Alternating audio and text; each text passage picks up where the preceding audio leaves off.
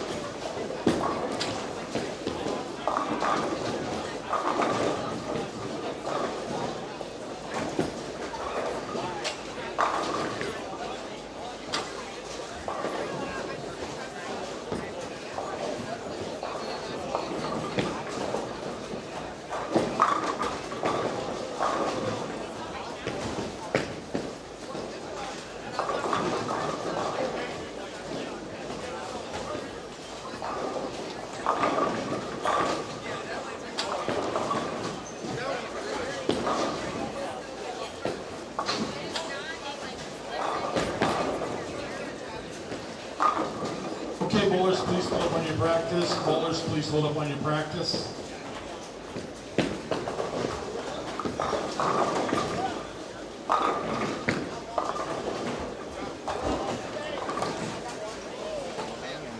Okay, bowlers, just a reminder, this is last call. If you'd like to do any of the brackets or the high games, you must get in now before you start bowling.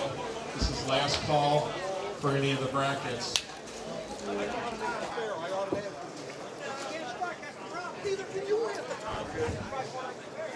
And let's go ahead and put on that main graphic number 1. That means E-Squad qualifying is underway. Come up, you're ready to score. Good luck and good bowling. Good luck and good bowling, Jerry says. Jerry Anderson, tournament director, finishing things off here as we get ready to roll ball number 1 here in the E-Squad. That is the 5th squad of the tournament. We had 2 yesterday on Thursday, 2 already today on Friday, and this is our last squad of the day. We have an F and G squad coming up tomorrow here at the 2025 Hammer Holiday Doubles at St. Clair Bowl here in Fairview Heights, Illinois, just outside of St. Louis. We're glad you're with us here tonight on Inside Bowling. My name is Mike Flanagan. I will be with you throughout most of the evening. And also joining us a little bit later will be PBA bowler and from the Brad and Kyle channel, Brad Miller will be back to join us. And he will be back. And also the voice of the tournament here, who'll be with us for every ball moving forward. Gotta feel good. Lee It's kind of warm in here. Boudouris is with us. Standing around. As well as Steve Novak is harassing us here in the booth as we try to open our broadcast. But we're glad 547 viewers are with us. We had great viewership earlier today. And we want to thank St. Clair Bowl, Matt Schellebarger and his entire staff for hosting us here in the wintertime for the holiday doubles. We have been coming here since a while now. 2017, Lee. AJ Rice, Michael Holloman, the defending champions. We'll see them tomorrow morning. We want to thank our sponsor, Hammer. And if you haven't been with us this weekend, we've got a special deal for you over at Inside Bowling in cooperation with Brunswick Family of Brands. $17 t-shirts today only. Take advantage of that special. Also, Hammer t-shirts for $15 yesterday. We carried that over to today as they are the sponsor of this event. $15 t-shirts at InsideBowling.com. And if you want to throw other things in the cart like full zip hoodies or quarter zips or other things like that, You can add that coupon code YouTube, which is normally 15% year-round, but 20% this weekend off more orders. And we've sold a bunch of stuff, and those that can support us, you're supporting a family-owned business. And we like to upgrade things around here and do things, and you help that by crowdfunding, by helping pick up great Christmas gifts for you, your family, the bowler in your life, as well as maybe something you just want to pick up for you. So there you go. There you have it. That's our special right now. More about our products a little bit later. And again, if you're looking for a bowling ball, bag, or shoes, you can purchase all the Hammer products at hammerbowling.com. You find out the information, and you can purchase them over at insidebowling.com, and we'll ship out same day to you on all of your bowling needs, as we have 5 warehouses throughout the country that can fulfill your orders. This is the house pattern. Yeah, that comes in a little hot. Took it down. This is the house pattern, which is the holiday doubles pattern. Scores a little bit lower this year than last year. Last year it took 525 over to make the cut. And currently right now we have 15 teams that are over 431 through 4 squads. 3 teams are over the 525 number out of 4 squads already bowling. It's a 13-to-1 ratio. 34 feet in oil, buffs to 42. And then 28 milliliters of oil. We've got a link posted at the top of the chat room, which has your results in a Google Drive. You can see all the scores from all the different squads, as well as the lane pattern and some other information. Our schedule's in there as well. So here we are, E-Squad qualifying Friday night, Lee. And we've got another full field, 46 teams in all. 46 times 7 equals 322. Yes, thank you. 322 teams in this year's event. We'll cash 80, and 46 will make it to Saturday night's semifinal round. Mike, you've got the cameras on 35 through 38. We find Jimmy Dunn, Thomas Wynn with Aaron Martin Jr. and Greg Young. On 37 and 8, we have Roy Adams bowling right in front of you with Dave Cummings, and Mike Hottie is with Tony Resnick. Tony is part of the championship team this year at the USBC Open Championships. Yeah, Eagle winner. Eagle winner, Tony Resnick. Pretty outstanding.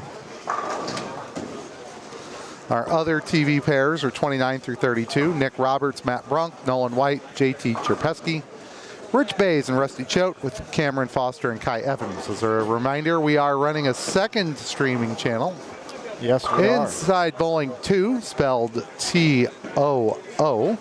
No sound, but extra bowling. Well, you have bowling pins falling down, but you don't have us. But you don't have us. As we've already established for the reason everybody's here. Not. But if one of your favorite teams goes down there, you can flip over there and come on back at your leisure, or at your leisure, as some might say.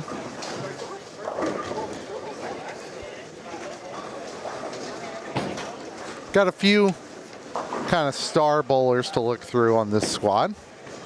PBA player DJ Archer down on lane number 6. Michael Martell and Pat McGaney have made top 12 in this event before. They're starting down on 7. Jalen Mosley and Scott Kramer starting on 13. Matt Cleveland and Mike Lay starting on 16. Ben Tubbin, Nick Weber. Right next door with Anthony Richmond and Gary Faulkner, PBA champion. We got Ron Hickland on 26. We've got people we are on our screen.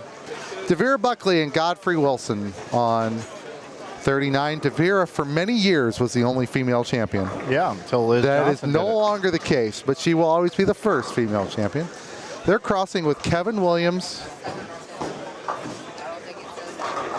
and Not Ryan Barnes. Ryan Barnes.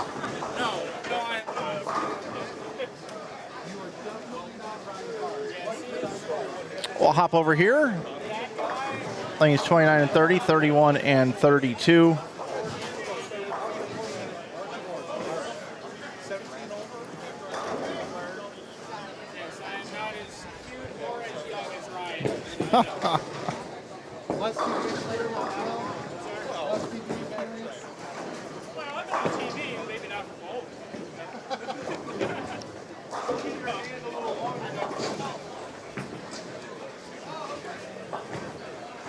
All right, we're gonna call Marshall Morrison by his real name. His alter ego tonight is not Ryan Barnes. Okay. I moved us over here, Lee, just to share the love a little bit here. Who do we have on 29 and 30, 31 and 32? I know you talked about them a little bit, but 29-30, Nick Roberts, Matt Brunk, Nolan White, JT Cherpesky. 31 and 2, Rich Bays and Rusty Choate with Cameron Foster and Kai Evans. yeah, so Kai Evans right here, Junior Team USA guy. And they've got the very sporty jerseys on, he and Cam Foster. Cam Foster is from Utah, but he is a coach in college bowling.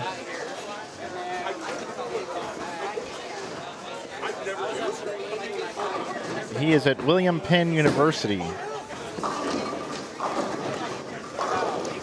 Coach of the Year honors from the Gulf Coast USBC in 2024.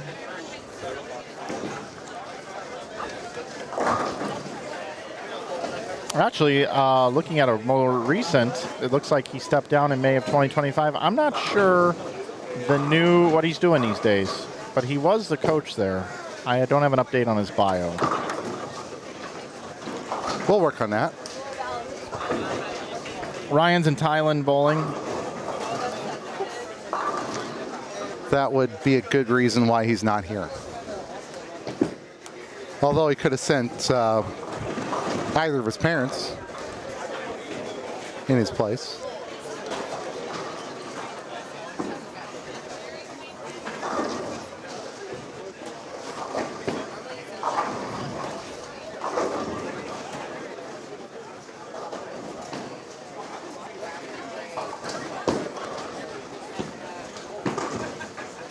Folks, we're up to 387 t-shirts sold. If we get to 700 for the weekend, I'm going to be giving away those $50 gift cards to Inside Bowling, 7 of them. If we get to 800 t-shirts, I'm going to give away 8 $75 gift cards, and it's to those that purchase the t-shirts. $15 Hammer t-shirts, $17 Brunswick t-shirts for you guys today. All of the brands of Brunswick. I want to give away more things. Last year we sold, I think it was like somewhere between 650 and 680. So we just want to have a few more sold this year. We've got so many different styles. You don't even have to like the brands. You can like Kingpin. You can like a lot of different things. And we've got... You can like our brand. You can like Inside Bowling. Yeah, you can like Turbo. You getting a little cold in here, Mike? No, I feel good. You feel good? You don't need a blanket or anything? Not at the moment. Okay. But a little bit later, I probably will need a new blanket. All right. Just checking on you.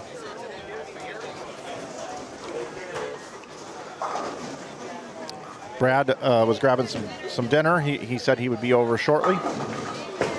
What's his definition of shortly? He said 30 minutes, about 20 minutes ago. All right. He and I did a little video clip on their chances to make it for the Brad and Kyle channel. Oh, Didn't really? even know I was doing it till he pulls me over and here's a camera in front of me. I enjoyed it though. We had a good chat.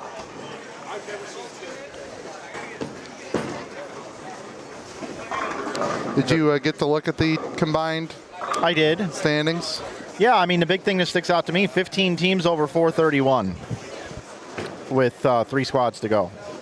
We're taking 46. So if 31 make it out of these last 3 squads, which we do talk about strength of squads and how good the squads are tomorrow, I think that's kind of fair. I think 431 is in.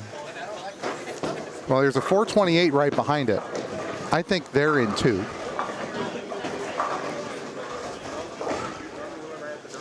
Then there's 7 pins to 421. I said 420 something several hours ago. I'm sticking with it for now. I think somebody splits the difference and becomes the number. Or multiple somebody's.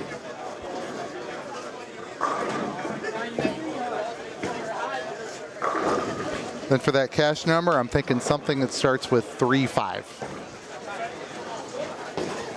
There's a lot of teams already in there. 51, 53, 55, 55, 56, 59. Could be 349, but I'm going to say 350 something. but I was talking with a couple of people down there. Let's say let's say that number's 425, Mike. Just for the hell of it. You're 70 pins behind 4th right now. That won't hold after tomorrow, but right now you'd be 70 pins behind 4th. Yeah, it's true.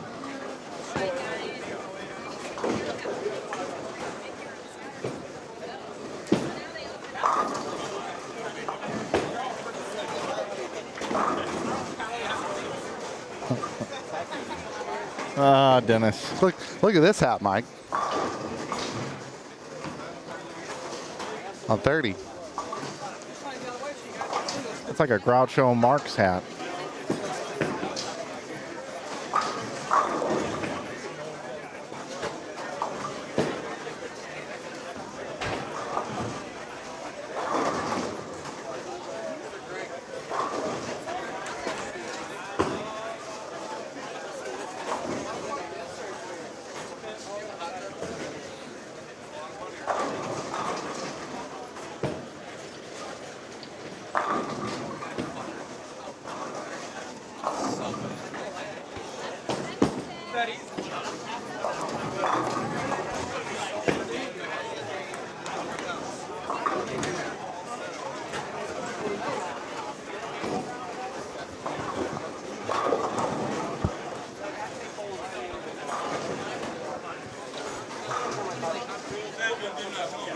I hope Dennis Hacker's in the chat. I really enjoy his typing.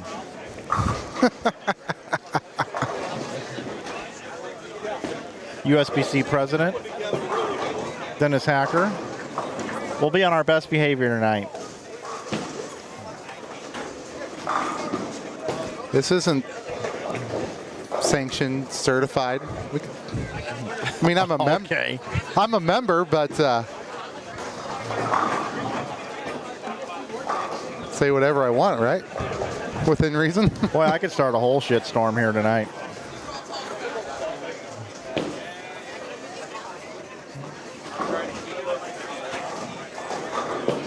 Next year, we're going to put an inside bowling tax on the tournament.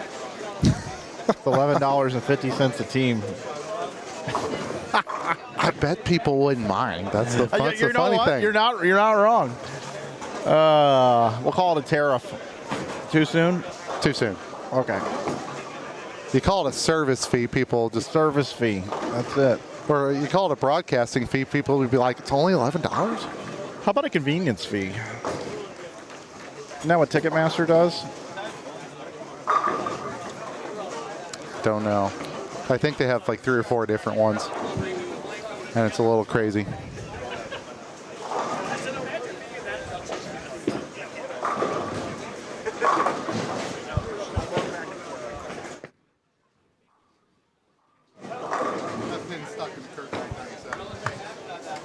Folks, I love it when I turn my headset down to talk to somebody, and then Lee turns his down to where you guys have no sound at all. I was just... What? Does this button ever go off? Oh, I touched it. There we go. So I'm going to give myself up. There you go. So this headset is supposed to be for ambient noise, but I haven't had it on because I'm waiting for Brad to come in, and he's just going to grab it and not turn it down. So I turned mine down and talked to Ryan, and you decided to turn your down, and we had no audio for anybody. But I'm going to talk to Ryan now. If you decide you want to turn yours down, turn that one up. Okay. Sorry about that.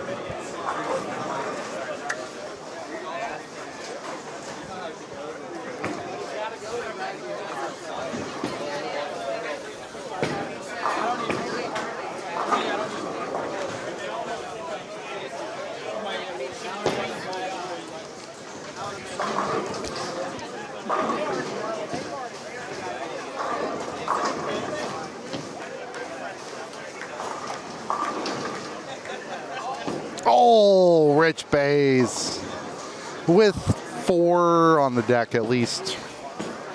Rolling the 3-6 on the live stream. He knows it.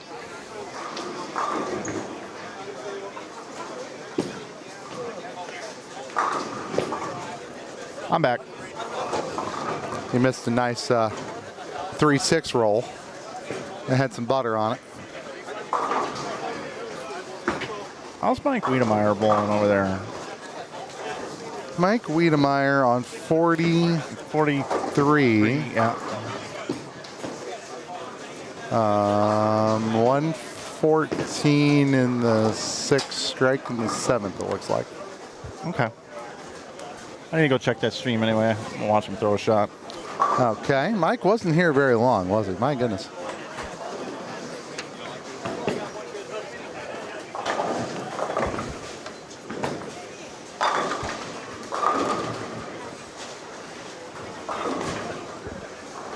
Get it together. Yep, well, Derek, I'm working on it.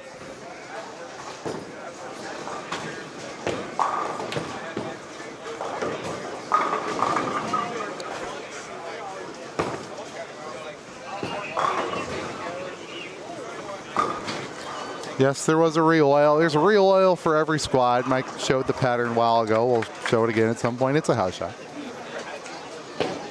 Touch on the longer side. Just a touch, buff to 42.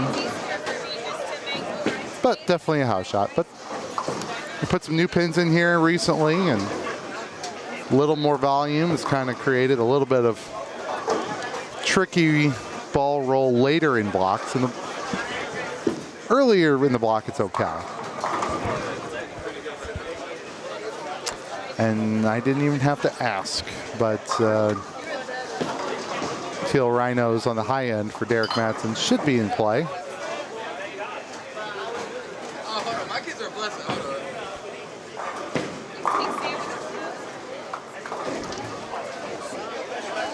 It is a little crowded in here. I love it. Tends to be a pretty packed squad here in the building, and it's packed as well in our channel. We appreciate all 800 and some odd people watching us right now.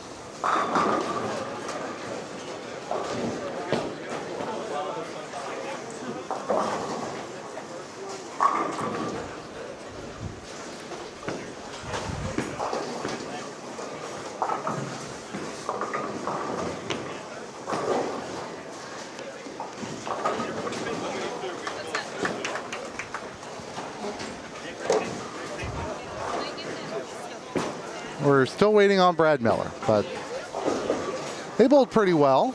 Well, Eric bowled pretty well. Brad chaperoned him.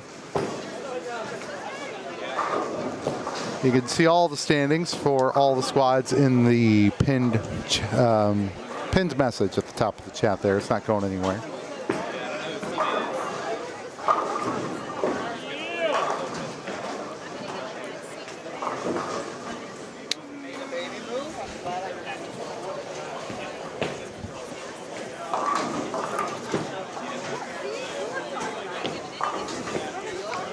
Kind of looking around here, not seeing a lot of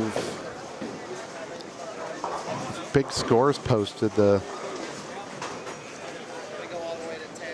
team of Foster and Evans, so you're watching Kai bowl right now in the Elf jersey. They can get to 446. Bays and Cho can get to 456. There's not a lot of other big games that set off camera where you can't really see the scoreboards as well. The one exception would be Kevin Williams and not Ryan Barnes, better known as Marshall Morrison. They can both get to 269. They're on 39 and 40, so you can kind of see hints of them in the bottom right, and we'll flip it back here in just a second. But there's plenty of low scores down here. Oh, I missed one. Front. We have a front 9 sighting. Well, we did until I looked. That's over. It's Jen Meskin as the front 9 until the 10 pin got in the way. That was on the right side of the stream there. 33 and 34 is in between the TV pair, so I don't focus on it as much. Her partner today George Marble, who's got 254 left. There's a 6 spare in the middle of that. But there's plenty of other diminutive scores just looking around the high end here. And we're perched behind 37 and 38, but we're using 3 through 48. So plenty of stuff happens on the low side of the house we don't see unless we are told about it or somebody comes and tells us about it.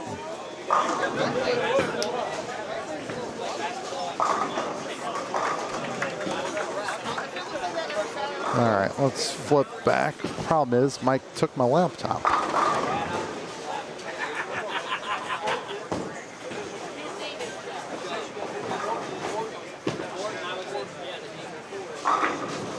There we go. Watch Dave Cummings, Tony Resnick, and friends finish up here.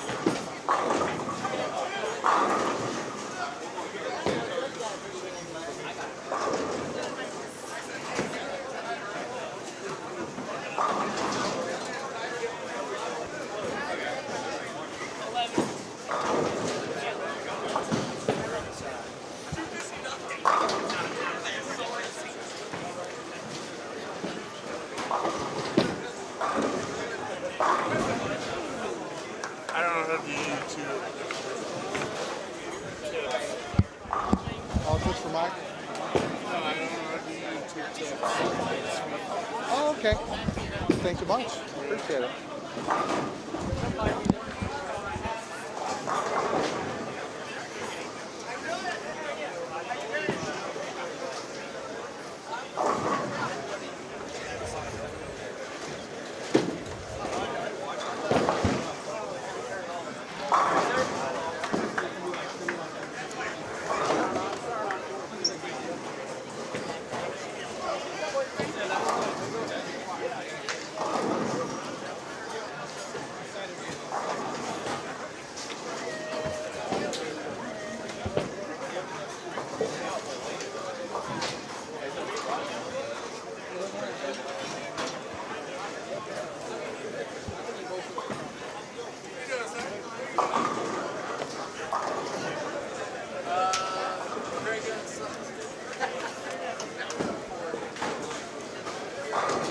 Busy here tonight, Lee. Yep. We got a cash super chat while you were gone. Oh, really? That's a tip from the booth for somebody who doesn't have the ability to do that electronically. Who did it? You know, A guy who just walked by and said, "This is for you guys. I can't do it on the app." well, Lee, that's yours. Okay. You were actually in the booth at the time, so you get it. All righty. That's for you. Happy for you to take that.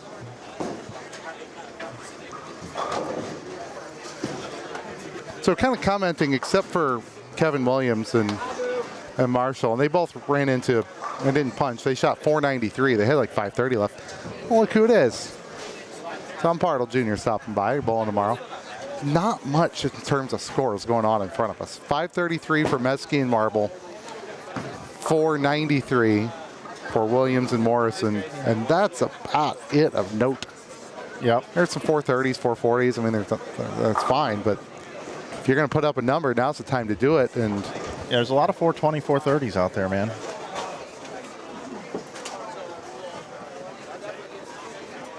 Just like that, we're ready to go into game number 2. all right, we are. Stay here for a second. This is the group that started on 19 and 20. Yes, sir. That's going to be on 35 through 38. That is Kyle Brewer and G. Maurice Belk-Jackson with Brendan Smrek and Tyler Tornow. Good to see Tyler. Corkey's Chisholm, Josh Imhoff with Charlie Davis and Dwayne Moore Jr. They're going to be on in front of us here.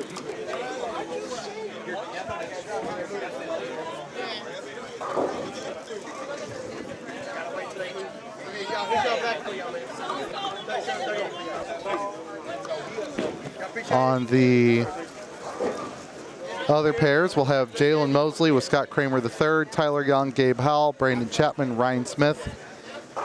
And we need Brad back real quick because his favorite bowler on the planet is on the other TV pair. And that is, of course, Matt Cleveland. Matt Cleveland. Bowling with Mike Lai. You got it. I guess y'all at now. I got a live pair now.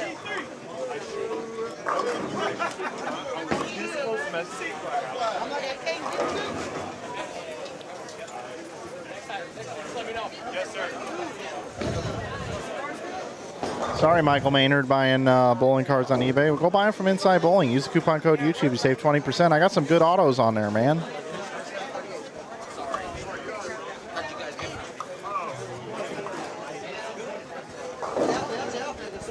That's a great start. It's so exciting for the tournament that it just...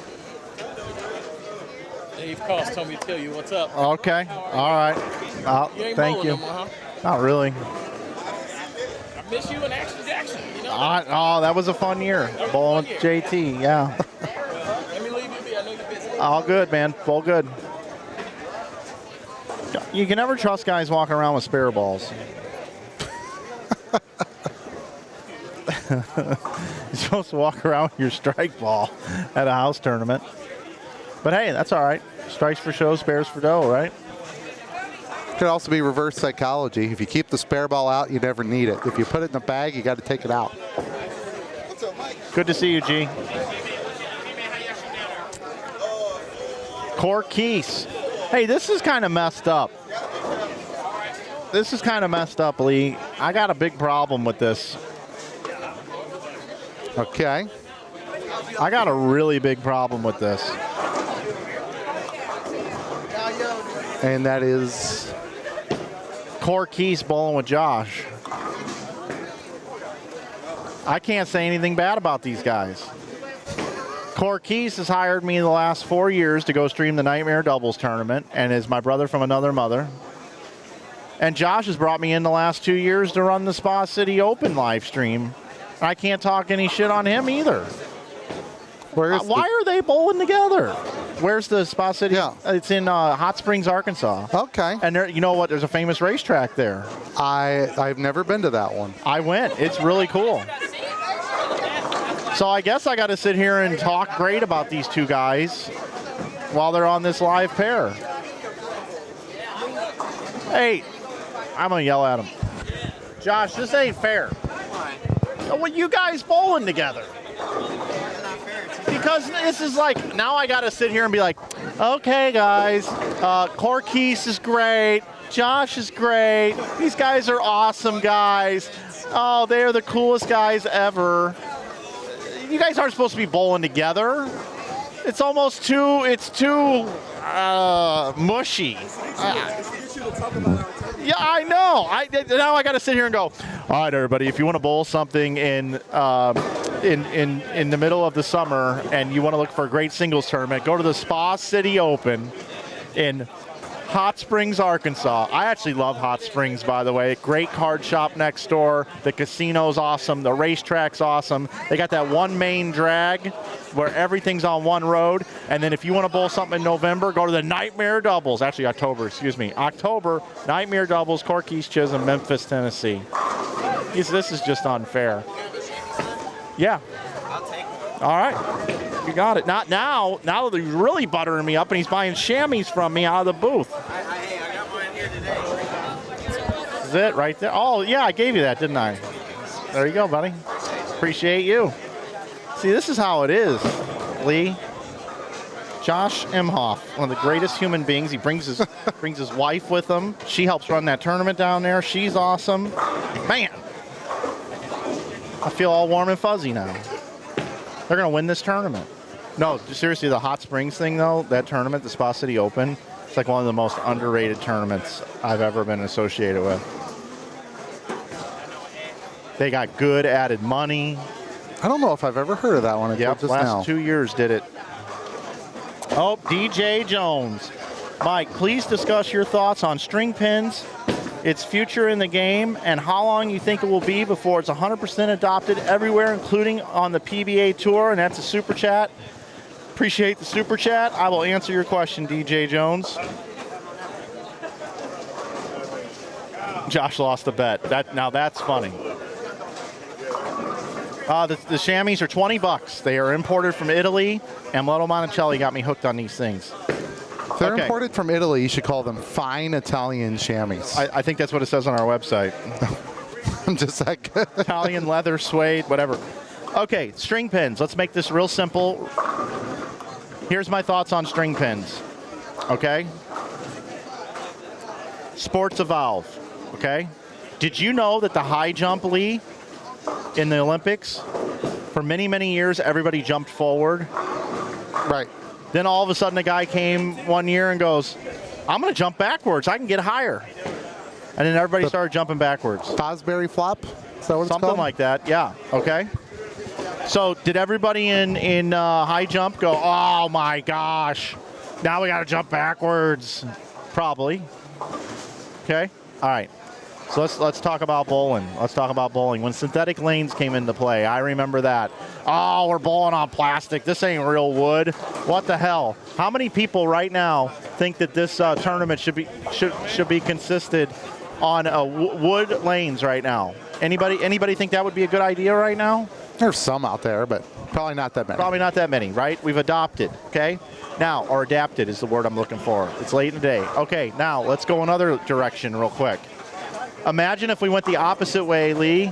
Imagine if we'd have had string pins forever, and now somebody introduced free fall bowling pins. How do you think people that bowled on strings would feel about free fall? Oh, these messengers are ruining the sport.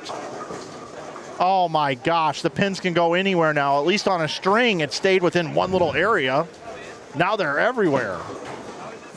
If it was reversed, people would be bitching about free fall more than string pins. Now, how many hits do you get with messengers, especially with the two-handed game and the high rev rates on free fall per block? A lot, right? You get a lot of extra hits. You get a lot of weird hits, okay? Strings, you actually, when you hit the pocket, you carry less. You do. You carry less on strings. You don't get the light hits nearly as good as you do on free fall. Now, at the same time, though, there are these weird things that happen from time to time where a string catches the pin, and that's all people focus on. But that is far less than the amount of times that you see a free fall, something weird happen to where you get a strike. There are far less hitting a 3-6 square in the face and getting a strike on string pins than there is in free fall. In free fall, how many times do you see a guy hit the 3-6 square in the face and all of a sudden all the pins fall like dominoes going forward? It happens. So I think it all balances out, to be honest. Like, you know how we always talk about the carry gods in bowling? Mm-hmm. The carry gods will take it away and they will give it back from time to time. Or you go up, you go bone eight, and then you go Brooklyn for a strike. That's the carry gods helping you out, right? Right now, we throw round things at round objects. Weird shit is going to happen. Add strings to it, it's going to be a different type of weird, but it's still weird. So I don't have a problem with strings. I really don't. Although what I don't want, which USBC is taking care of, and Josh, that wasn't fair. If that was a string, he'd probably get a strike, and then people would complain about it. No, I'm kidding. But USBC's done an incredible job of making the manufacturers have to come up with specs so that the pins are spotted properly on a consistent basis. Equal apart, everything. Because some of those original pin setters weren't very consistent. They weren't very great. So. Have you bowled on strings? Me personally, I've not. But I've watched a lot of competition on them. That makes two of us. I have not ever bowled on a string. Let's go do it tonight.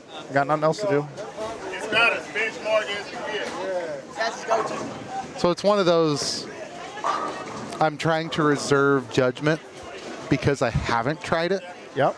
I haven't even been in a building. You see Corkese's shot right there? Wow, that's just good, clean living, though, Mike. Come on now. Watch this shot. You tell me right now. This is a free fall pin setter.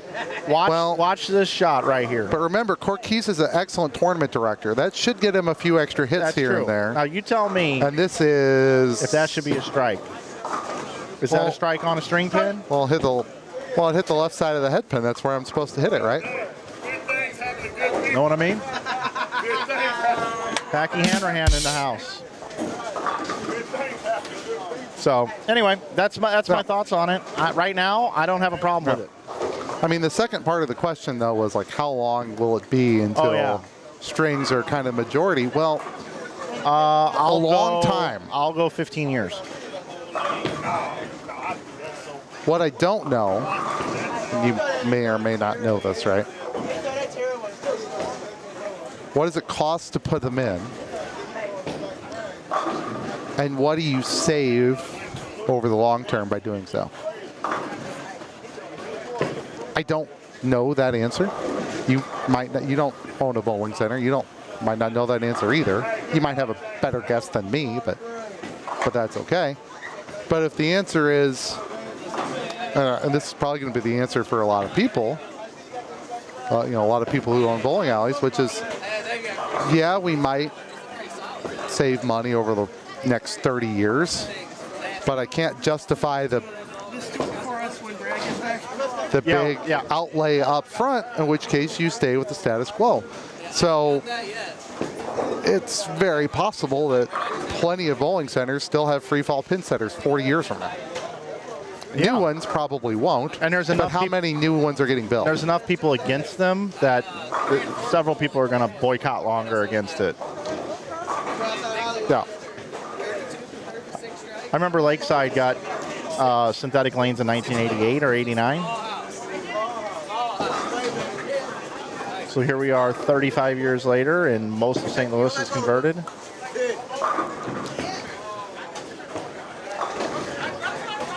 How many wood centers around do we have left? I can think of one. I think there's 3 or 4. 2. There's not many. Hey, Derek Mattson, do me a favor. Tell me what style of string pin setters that they have. I want you to tell me which versions they have, because there's good ones and there's bad ones, and I'm not so sure the center you're talking about is put in the good ones.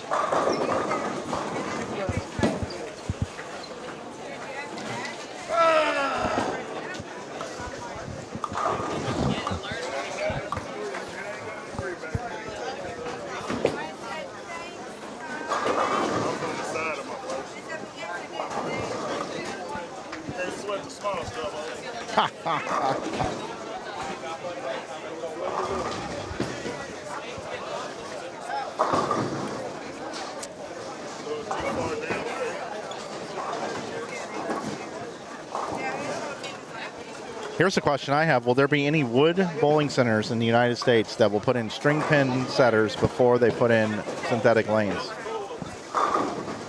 Know what I mean? Isn't that an interesting thought?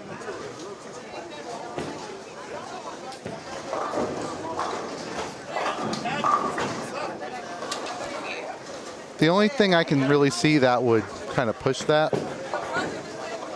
is if, I mean, it's probably a fair correlation that a really old wood lane center might have really old lane machines to the point where they can't really be repaired, and the new ones that are available are strings, but the lanes are okay. Maybe the lanes have some life left in them. That could happen. Again, talking about a part of the industry I don't know much about, but it seems reasonable that 50-year-old lane machines might have trouble finding parts. 20-year-old lane machines, you'll probably find them, or at least you got a better chance at it.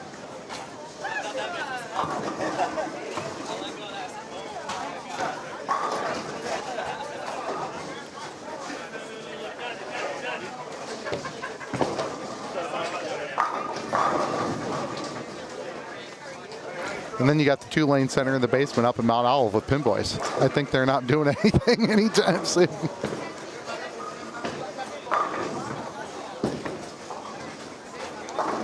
One of the coolest places I've ever bowled, 2 lanes and a basement. It's the only place I've ever bowled where they said, hey, if they get too dry and you both agree to add more oil, we'll do it.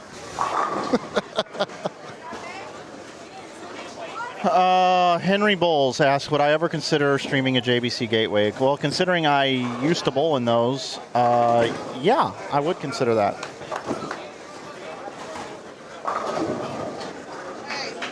Actually, let's workshop a concept as a group here for a second.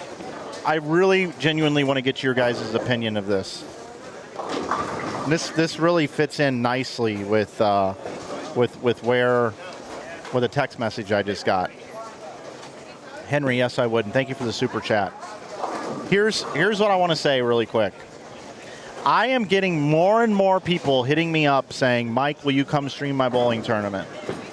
And there are only so many weekends a year, and then the financials have to work out. If I have to drive 10 hours, I have to take an extra day off, and I have to be compensated for the day off that I would be working somewhere else.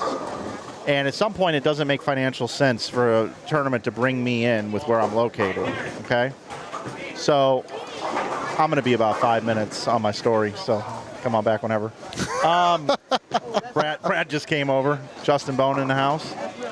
Brad stopped by. How about that? Yeah. So anyway, more and more people are asking me to do this, and I just think to myself, what is it you really want from me, right? They want a spotlight put on their tournament. They want me to announce it, and they want it to be seen by a bunch of people. So Bowling Baddies is a new group, ran out of Kansas City for female bowlers, and Brandon Carlson has been hitting me up about this. You can go to bowlingbaddies.com, and they're running some great events for female bowlers in the Midwest.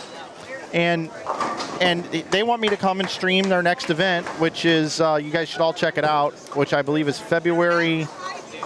Katie Furzy runs it. It's February 6th and 7th, okay, in Oklahoma. And you should go bowl it. Stephanie Johnson won their first event. It's really good.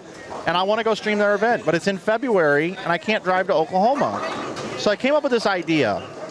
What if I sent them 2 cameras and told them where to position them and record them, just like we do here? Send me the footage back with memory cards.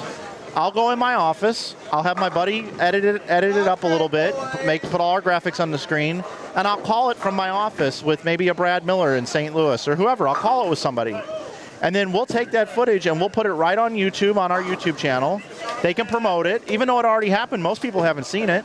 Get them 40, 50, 60,000 views, put a spotlight on their tournament, and put it on our YouTube channel as if I was there live, right? That way, I'll do it for a small fee or maybe even free because I'll get YouTube revenue off of it. And all these bowling tournaments all throughout the country, if I send you 2 cameras, record it, send it back to me, I'll spit it out, put it on my YouTube channel. I get some revenue out of it. I give you the channel. But then also at the same time, you're going to get a bunch of views. You're going to be able to show it to your sponsors. You can give me reads. You could be like, Bob's Jewelry Shop is one of our sponsors. Hey, folks, while we're in between the games here, just want to let everybody know, head over to Bob's Jewelry Shop right down the street. Anytime I'm in Shawnee, Oklahoma, I'm always over at Bob's Jewelry Shop, right? And people love that. And then next year you can go to the sponsor and ask for double because, wow, that was a really well-produced thing, right? So that goes to the JBC Gateway question from Henry Bowles.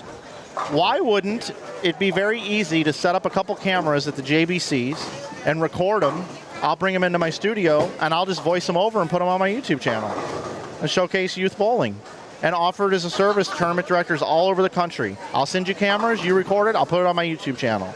And we can showcase bowling all over the country. Yeah, maybe a week later.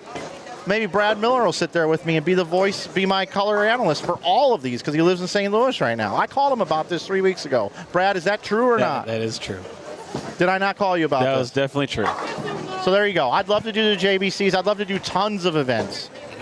It makes financial sense for me. I pay a video editor to edit them. I make the YouTube revenue off of it. The bowling tournament director pays a nominal fee, maybe nothing, and everybody wins. And how many people have you had ask? About 15.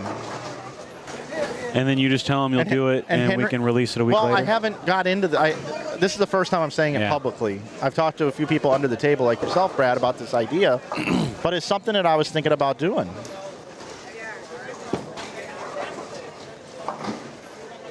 Because let's think about it. At the end of tournaments, are all the bowlers there rooting on the finalists? No, they got the hell out of there. They're on their way home. And how many spectators are really there watching the end of this weekend bowling tournament? Like Sunday here, this is a big event. We might have 25 people watching the finals. And 2,500 on YouTube. Yeah, exactly. So to the 25 people that were here to see it live, if this wasn't live and we had a post-produced thing in my office, I put it out a week later. Hey, here's the holiday doubles finals. How many tournaments happened last weekend, Lee, that you don't know about that were unbelievable tournaments in the United States? Probably 5 or more. He probably has a better idea than I do. But Is a Grand Prix in St. Louis a good event? What's up in Kansas City? Is there a good event up there? I mean, any tournament director could send me the footage and we'd put it out. We just put out all these step ladders. Yeah, there's a lot of like little 6-game sweepers too that are like still good events. Anything. You could do whatever you wanted to do. Hey, you want to be featured on Inside Bowling and have Mike do the commentary with Brad Miller? Yep. Boom, send it in. And we weren't there, so we're going to call it just like we're seeing it for the first time. And then send it back to the sponsors. Then the tournament director says, "Hey, we got 56,000 views on YouTube for your sponsorship." With a fat ad read. Yeah, that is a fat ad read. Yeah, that's what I'm saying. It's worth money. Maybe even put their logo up on the screen and stuff on the intro. So let me ask you this: we have a good idea roughly of how many people are watching right now, and we thank each and every one of them. Yeah. But you put these on, and you could watch them next week, next month, next year. Yeah. What's that ratio look like? Live versus later? We had 1,000 people watching the New Mexico Open, and that video is like 72,000 views. So 7x. 70x on that one. One to. Oh, okay. Yeah. Wow. There you go. Now it makes sense. Then part 2 of this thing that I thought of, that I don't even know if I love this idea or not, I thought about just making a whole new company out of it, and then you could go on there and pick what commentators you wanted, and it's just all done remotely, watching a screen. So if you want Dave Ryan or Randy Peterson, well, they have their day rates on there. You pick them. If you want Kelly Kulick and Dave Ryan, you pick them. If you want Mike Flanagan and Emil Williams Jr., you pick them. If you want Brad Miller and Chris Barnes, you pick them. You can just go on and pick whatever commentators you want as part of this brand. So you as a tournament director can say, I want my finals voiced over. It'd be like this. If you had a child and they were really good at football and it was going to be a game, you could record the game and send it to Joe Buck and Troy Aikman, and they'll voice it over for you and send it back to you. What kind of service would that be? Would that be really cool? That would be. A lot of people would probably want to do that. We could do that in bowling right now. Good evening, gentlemen. Okay, we got a thing going on here. Yes, we do. I'm going to hand this to you, gentlemen, for the presentation. And when I shot 299 on the live stream, you made a comment about Mike Jacobs is one of those guys that comes in with a one-ball bag. Yeah. And of course, we didn't know about that until we got home and watched the live stream. So I decided to bring the one-ball bag for you today. So last year, Brad made a comment about this gentleman right here. Wait, he made this for me? Looks like the guy that would come in with a one-ball bag and beat everybody in the tournament. He listened to it afterwards. So, Noel, they brought in a one-ball bag for you. It still has the original tag. It has the original tag. This is me. So you got to show up to a PBA event now, walking in with that as to the tournament in your vlog. I mean, it fits. Is that right there in my backpack? Yeah, with your face too. Great job, guys. With his phase 2. Perfect. Phase 2 for sure. I'll get people to sign it. You guys are awesome. What was your name again? I'm Mike Jacobs. Okay, Mike Jacobs. Yeah, last year Mike Jacobs was bowling, and I remember you saying that. That's right. I have a companion bag. It says Ruthie on it, so I figured I'd bring the one with no name on it. Very nice. Look at you, funny. Brad. Look at that. I'm getting gifts. I told you the other day, we have a huge responsibility here when we talk on the air.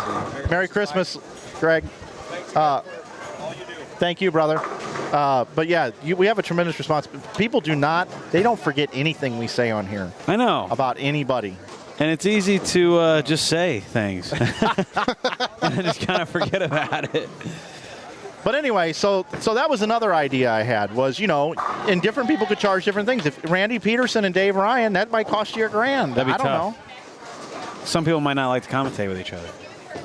Well, then then on the website you put if-then statements that say if you select this, but they're not available together. Okay. Yeah, I guess you know what I mean? Some groups, yeah. Yeah, it would Like you could choose like between 4 different groups. You could just do whatever. Yeah, you could do whatever you wanted. I would just, it's just like Cameo, right? People sign up for Cameo. Like, hey, do you want Kyle Troop to wish you Merry Christmas? Well, Yeah, you pay Cameo, top right? notch, Well, do you want these people to charge the commentate? Well, they put themselves on there and put their rate. If you book them, you book them. What do you think Rainey Peterson's rate would be? I already talked to him. Oh, yeah, so you already have an idea. Yeah. Interesting. Not as much as you would think it would be, I'd tell you that. I mean, so if you're sitting in your own home. What's it worth for an hour and a half of his time to call a stepladder final with a friend of his, whether if it's Dave Ryan, myself, John Fanta, Rob Stone, whoever wanted to do it. All your dead time's gone in such a... Yeah. Your warm-ups, hey, every 2 balls, yeah, it's gone. Yeah, you want to know the name of the thing I came up with for this? Bowling Showcase. All right. Yep, Bowling Showcase. All right. By Inside Bowling. What's up, Jeff? How you doing, man? So in 5 years, we'll see where it's at. Anyway, I haven't, and this is just an idea. It's just sitting in an incubator. It hasn't even been born yet. But it's an idea. It's an idea right now. Well, it's also one of the first times that it's ever been possible to be able to do something like this. Why not send the cameras and live commentate from St. Louis? Okay, well, here's the problem. If you want to live commentate, like I could technically live commentate from there if I'm in St. Louis. That probably makes sense. But, you know, who's going to be my analyst with me? If it's just me and me only, you want me solo, that works. But somebody would have to voice it over later, and it's easier to voice stuff over sitting there with someone watching it live, as opposed to somebody listening to somebody else talk and you react to what they say. Yeah. So Dennis Hacker sent me a picture of Budmore Lanes, the 2-lane where they do the PBA stuff. And we were talking about like fun random old bowling alleys with wood, and I mentioned like a 2-laner in the basement I bowled in. Yeah. So he sends me a picture of that, which they've done some of the PBA stuff from. I'm like, that's really cool. So I sent him a picture of that, which is about an hour and change north of here. So bars over there and pin boys back there, and it's I love those pretty places. Cool. Anyway, there's your. But even them, like those are in good shape. Wood lanes? They look wood, yeah. But they're good, right? There's your game 2 idea. Back to bowling. Josh bowled 202. Corky's had 227. Open in the 10th. There's a 500 on the bowlers on 32. Cleveland and Lay, we missed it. Apparently. They were supposed to be on 32, assuming they're following the arrows correctly. Look at this guy striking out. Gabe Howell. Love it. Big hook. That's the line. A little harder, a little straighter. It's the Flanagan pattern. Give it the heater. Well, Mike's been saying slow ball speed wins the race all weekend. Really? There is no way Mike's been saying slow ball speed wins the race. And touch. I mean, I guess Boog and EJ did that, right? Lane 3 or 4, y'all. Lane 3 or 4. This cut's going to be like in the 430s or below. Well, there's 4 squads in, and Sax and I are 438. Yeah, lane 3 or 4 right. Right now, 15 teams are 431 or more. Yeah, we're 12 at 438 with 3 squads to go. Yeah. More than halfway done. Yeah. And we're 12. Yep. We're taking 46. It's going to be hard to think that it's going to be 430 because we got to drop a lot in less squads. And So you think it's going to be lower? It's going to have to be. We're in 12th. That means we got to drop. They're taking 46. We got to drop 34 spots with 1 less squad. I was going to just about to do an exercise, but I don't think I think it would take too long. I mean, it might be way lower. I mean. Okay, Lee, I don't know. can you hand me tomorrow morning? Can you hand me tomorrow morning's squad? I would assume. I mean, if Sax and I are in 12th, I would assume we caught the better end of the 3-4 squads, and maybe the next 3 will probably be higher scoring and we'll drop more, but to drop that many spots in one less squad, I don't think I've ever seen that. Wow. But there's a million teams bunched up between 400 and 430, especially with another 3 to go. So, Okay, 14 are going to make it off of Saturday, 8 a.m. That's feasible. Can you show me the afternoon squad, please, Lee? Cover all your stuff. My wife's coming down. 14.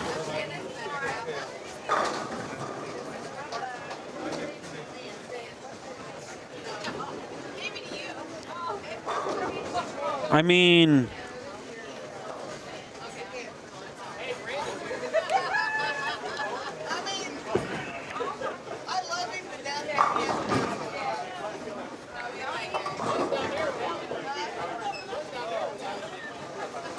give me 14 off of this squad here as well. So 28. So I think 28 are going to make it off of those squads. So then we got this squad here tonight. Let's say 6 make it off of this. That's 34. It's 431. Because you'd have 14 more. 14 more, 431. 431 is going to be a cut number. Now, I'm gonna. Here's the argument for it. There's 2 teams at 431. Increases the chances there of. might be like 4. There could be more, but There's right now gonna be there's a at lot. least 2. That's a popular area to be. I'm going to say 431. it's lower. Yeah, I know you're on the 420 train. I'm in the 420 I know train. you I'm are. driving this train. I know. Right now, I'm projecting the cut score to be 431. Man, And I feel very confident about it. I'm thinking 412. And that's 130 out of 12. It's going to be as bunched up as we've ever seen in this tournament ever. Oh, it is going to be very bunched up, It's which is exciting. going to be insanely bunched up. That's going to be fun. Game 3 coming up, right? Yep. You want to see something that's bowling related and also incredibly bunched up?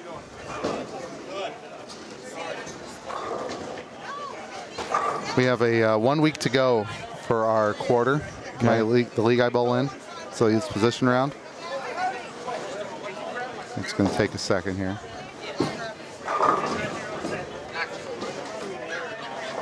Come on. There you go. So 24-team league. This team in second place has 34 points. There's a 10th, 11th, and 12th place tie at 31 points. Wow.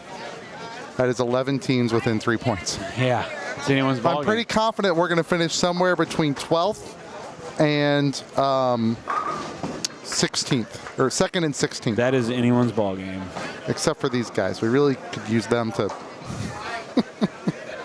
get 0. They're probably not going to, Probably not. if history repeats itself. Or if they get 7, well then, Probably be a pretty bad run. no. Something bad would have to happen. Yeah, I saw the scores of the But RPI. I've never seen that. I mean, we're in a 5-way tie for 3rd. Yeah, that's bunched up. There's probably quite a few leagues out there that are just super It's tight just- like that. And When Peter, you Peterson when point you me- use, so this is just your old school 2-2-2-1. Right. But when you have quarters, right, you have fewer weeks, so you have less chance for separation. Whereas you have halves, it's more, and thirds, it's somewhere in the middle. But Yeah. I've bowled in a lot of leagues. I've never seen a 5-way tie in a position round.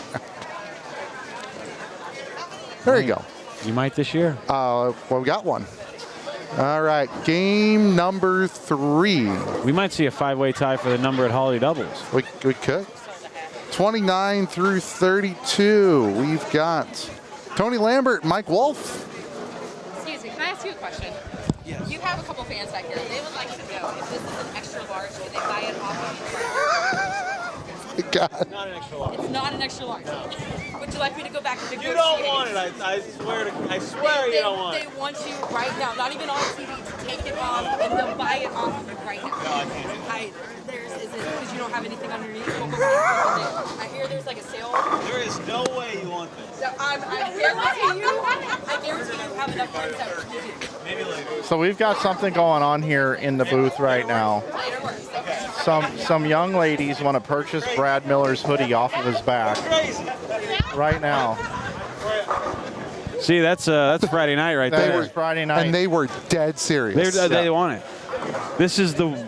You think they'll buy a blanket? The thing is this is so dirty. I can't give it. I can't have them buy it. Why don't They're gonna see how dirty of a hoodie I wear.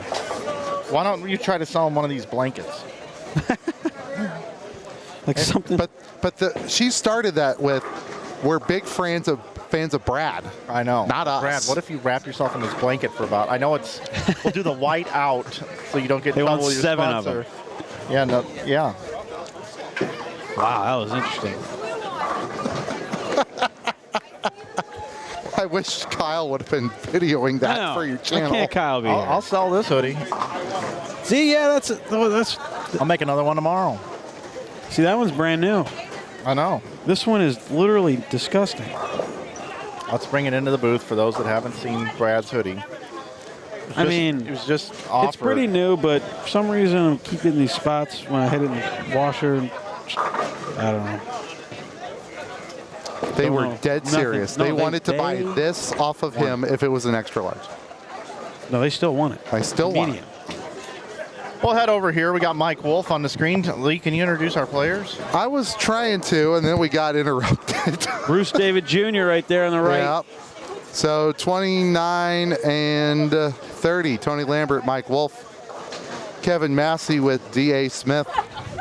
31 and 2. Zeke David with Tim Hyman, with Jeff Harris and Austin Schultz. 35 through 8 at the bottom right of your screen. We have Michael Martell with Pat McGaney, Billy Hibbert, and Chris Safehearth, with next door John Pettigo, Shannon Ingram, Chris Schumert, and Dan Winkle. Well, that's a Lambert sighting. Guys, I got to go for a little bit of a walk. Okay. And then I'll be back. Can I have the laptop back? Yeah, absolutely you can. It's charged now. I'll run the ship from over here. Thank you much. Yep, you got it.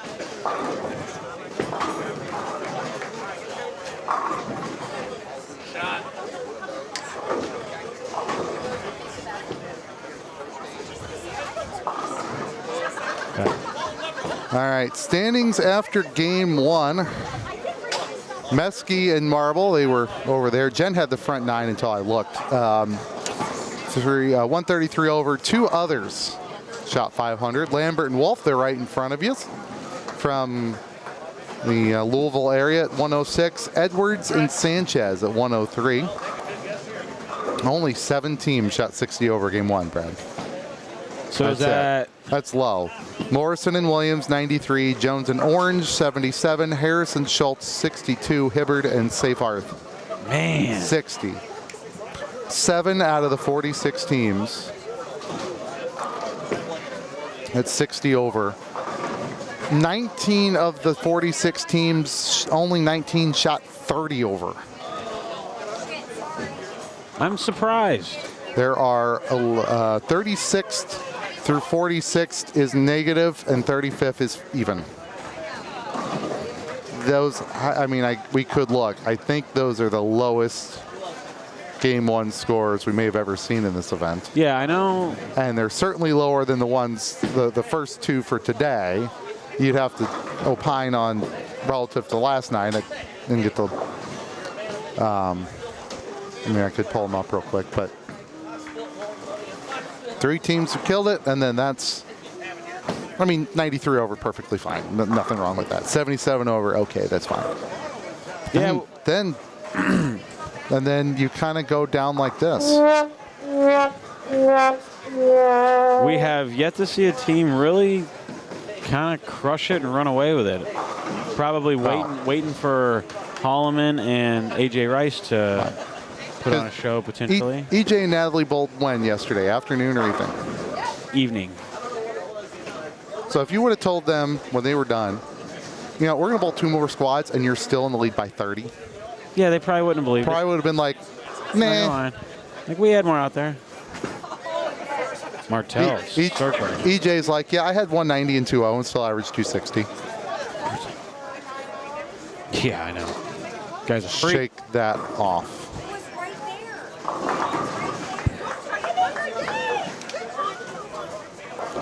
We need to do a Got a Mike Wolf sighting. do need to do a 300 game check though from last squad. Eric Sachs, game 7. Nick Brem, game 2. That's all of them.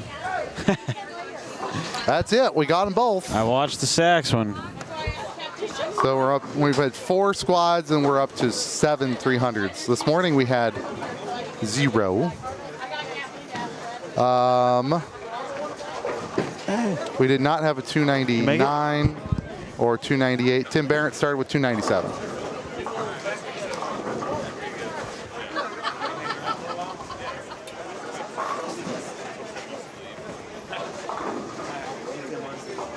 Good stuff in the Marcus. Is that good stuff in the Marcus?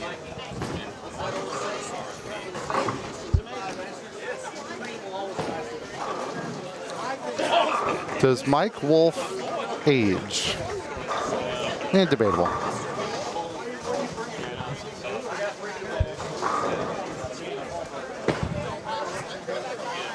And we are on game 3.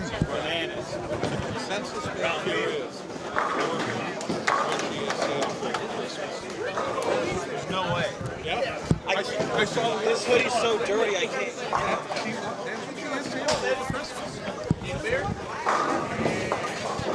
Some weird stuff going on. That is one of the craziest things Some weird stuff that's ever happened in this booth. It's freezing cold. It's freezing cold outside.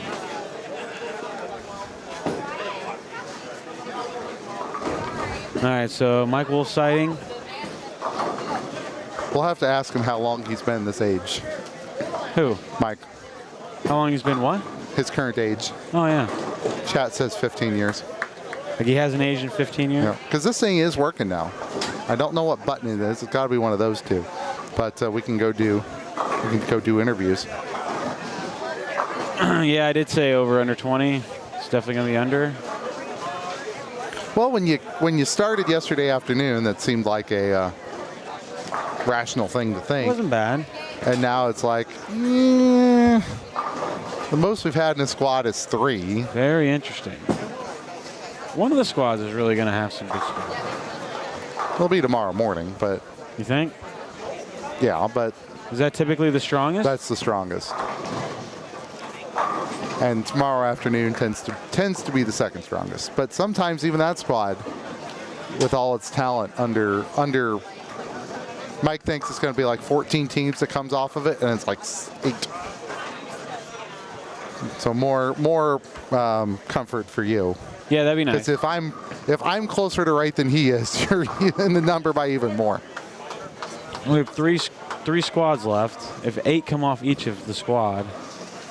If a total of 24 came off of, we'd be in 36th place, roughly. Well, what that would mean is that 22nd place makes it, right? Which is 396. Yeah. If it goes 8-8-8, which it's not, but for the 396. 24 in any combination over the next 3 squads, the number would be 396. Just Bell and Henson. Which is definitely something. Eric Sachs was that by himself. Let's talk about, so we'll watch Mike Wolf, but then we'll also spend a little bit of time just kind of talking through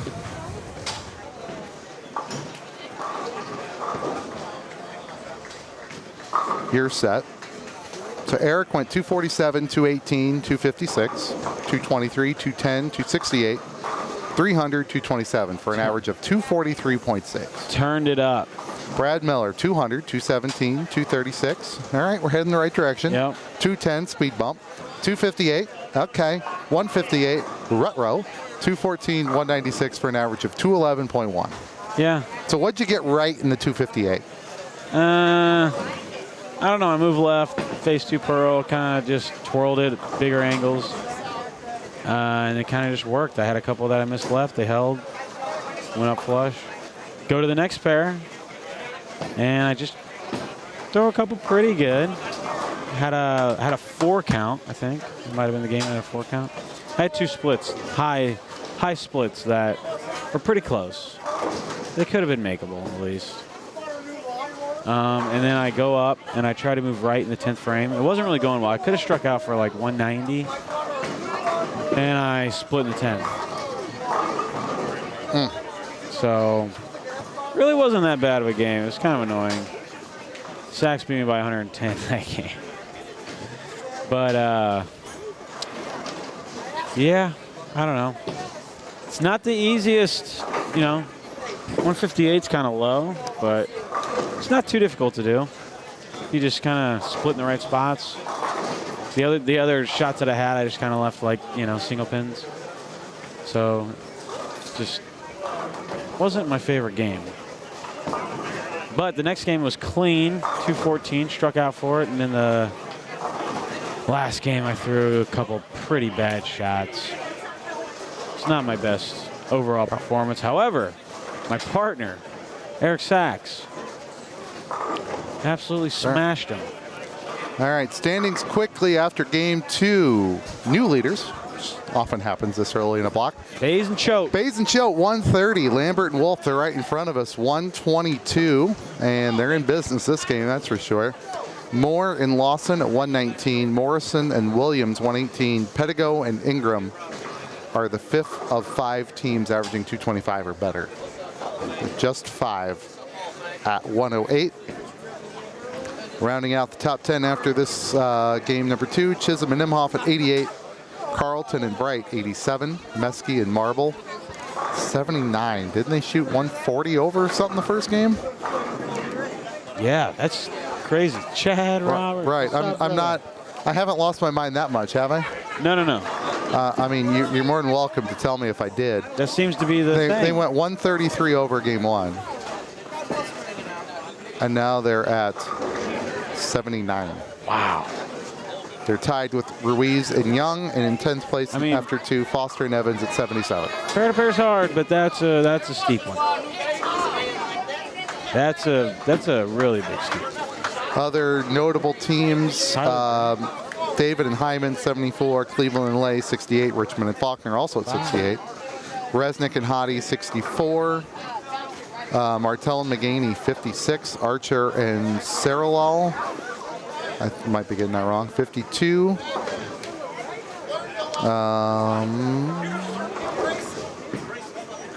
I'm watching Martell and McGaney. Samowski and Opie, minus 17. That's not good. Cummings and Adams, minus 40. Roy Adams sighting. So low scores tonight. I've got a hunch the Martell team's going to do pretty good. I mean, we're focused on 29 and 30 here. Got Mike Wolf bowling with Tony Lambert. Mike's got a re-rec and a 4-bagger. Tony hasn't missed. They're crossing with Kevin Massey and D.A. Smith. Massey and Smith came into this game number 3, 35th on the squad at +8. We're having a pretty darn good game too, though. Yeah, I see. There's Massey here. I see some good, really good scores this game. Got a feeling a few. Could be. The ones that are good, and everything else is like a box of chocolates. I know. I'm just still a little surprised by the scoring pace. However, this scoring pace might be the actual greatest scoring pace, I feel like, because the scores are going to be so bunched up, and it's hard to really kind of get a big advantage, and it's not as super easy to strike, but it's possible to really strike a lot. Now, I know this tournament really wants like super high scores, and I'm cool with that too.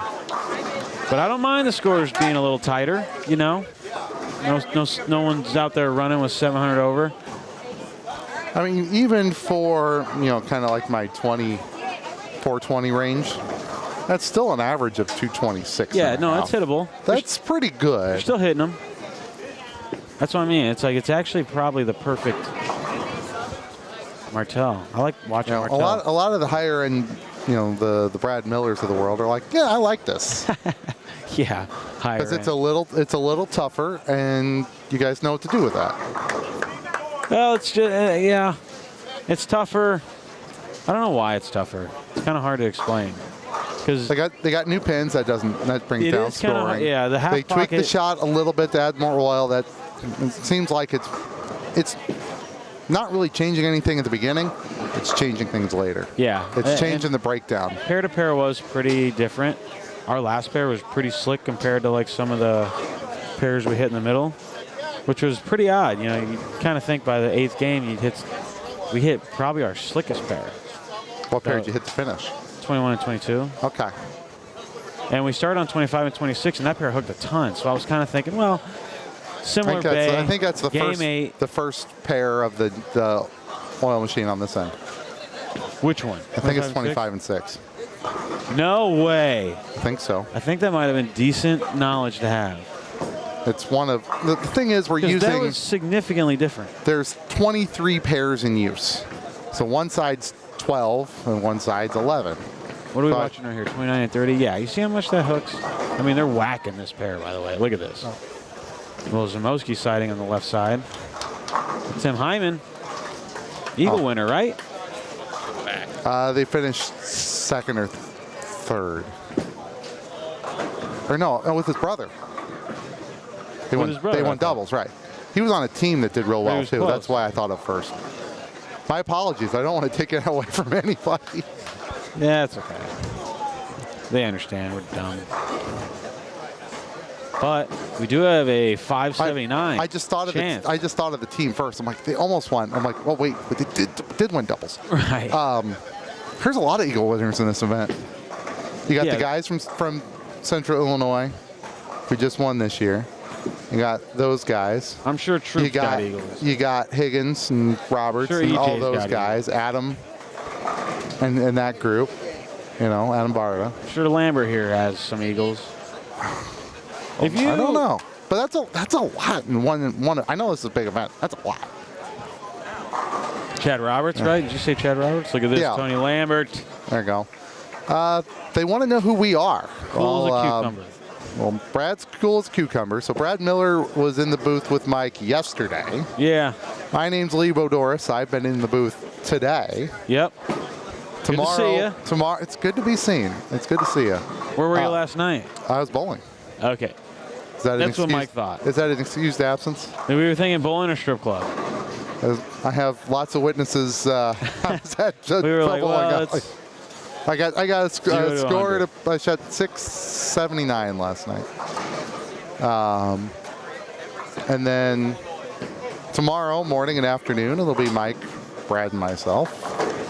Brad's probably going to make the cut to semifinals. So craziness. We are hiring for a temporary broadcaster position. Comes with limited benefits. Pays about $5,000. Minus a $5,000 fee for broadcast equipment. All right. Got to get those fees, man, Got to read the fine print. Mike Wolf. Oh, we got a 4 on 35. It's a big one. Mike. Mike. They might be the leaders of the event. I mean, they're going to get 550 in one game. So they came into this game here in second at 122, and they're going to shoot 520. They're going to be your leaders after 3 in all likelihood. It's possible that somebody else here is going to pop a big one, but could be 558. So they'll be tough to beat. 260 over in leading after 3. They could be. Sorry, I put that away. If they get to 56, 300, it could be at 278 after 3. Yep. That's pretty good. Gonna hook at the spare. There you go. And the sleeper back there. All right. Nice game. He's gonna learn something. You can tell he's thrilled. Oh, someone's pounding on the table. Bruce David. Going for the first double of the game. Playing straight. That's the Ernie Schlegel. Not too much hook. And one more. No. Okay.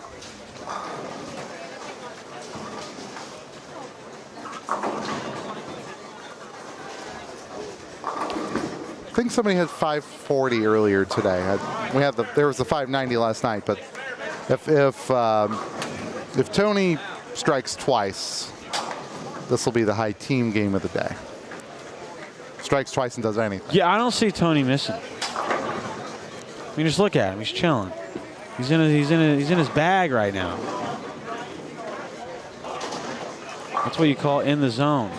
He knows he can pretty much throw it however he wants. Look out. Little pre-shot routine right here. Grab the towel. Quick wipe off. Not too worried about the oil on the ball. Just a little wipe off. Got a little lean, chilling. As Hyman steps up. That's kind of easy to do. The plaque 10. Yeah, we saw with that little bit of extra volume compared to what everyone's used to. It's just kind of it gets to the pocket. Yep. And then runs out of gas. Come on. Oh, the 8-pin. I was hyping it up. He knows he's on camera. 530. That's pretty good. So again, in all likelihood, will become the tournament leaders after game number 3. Now we have a Bronx cheer in the middle there. It's getting rowdy. For Tim. That was definitely had some high level of sarcasm in there. They got the crowd right now.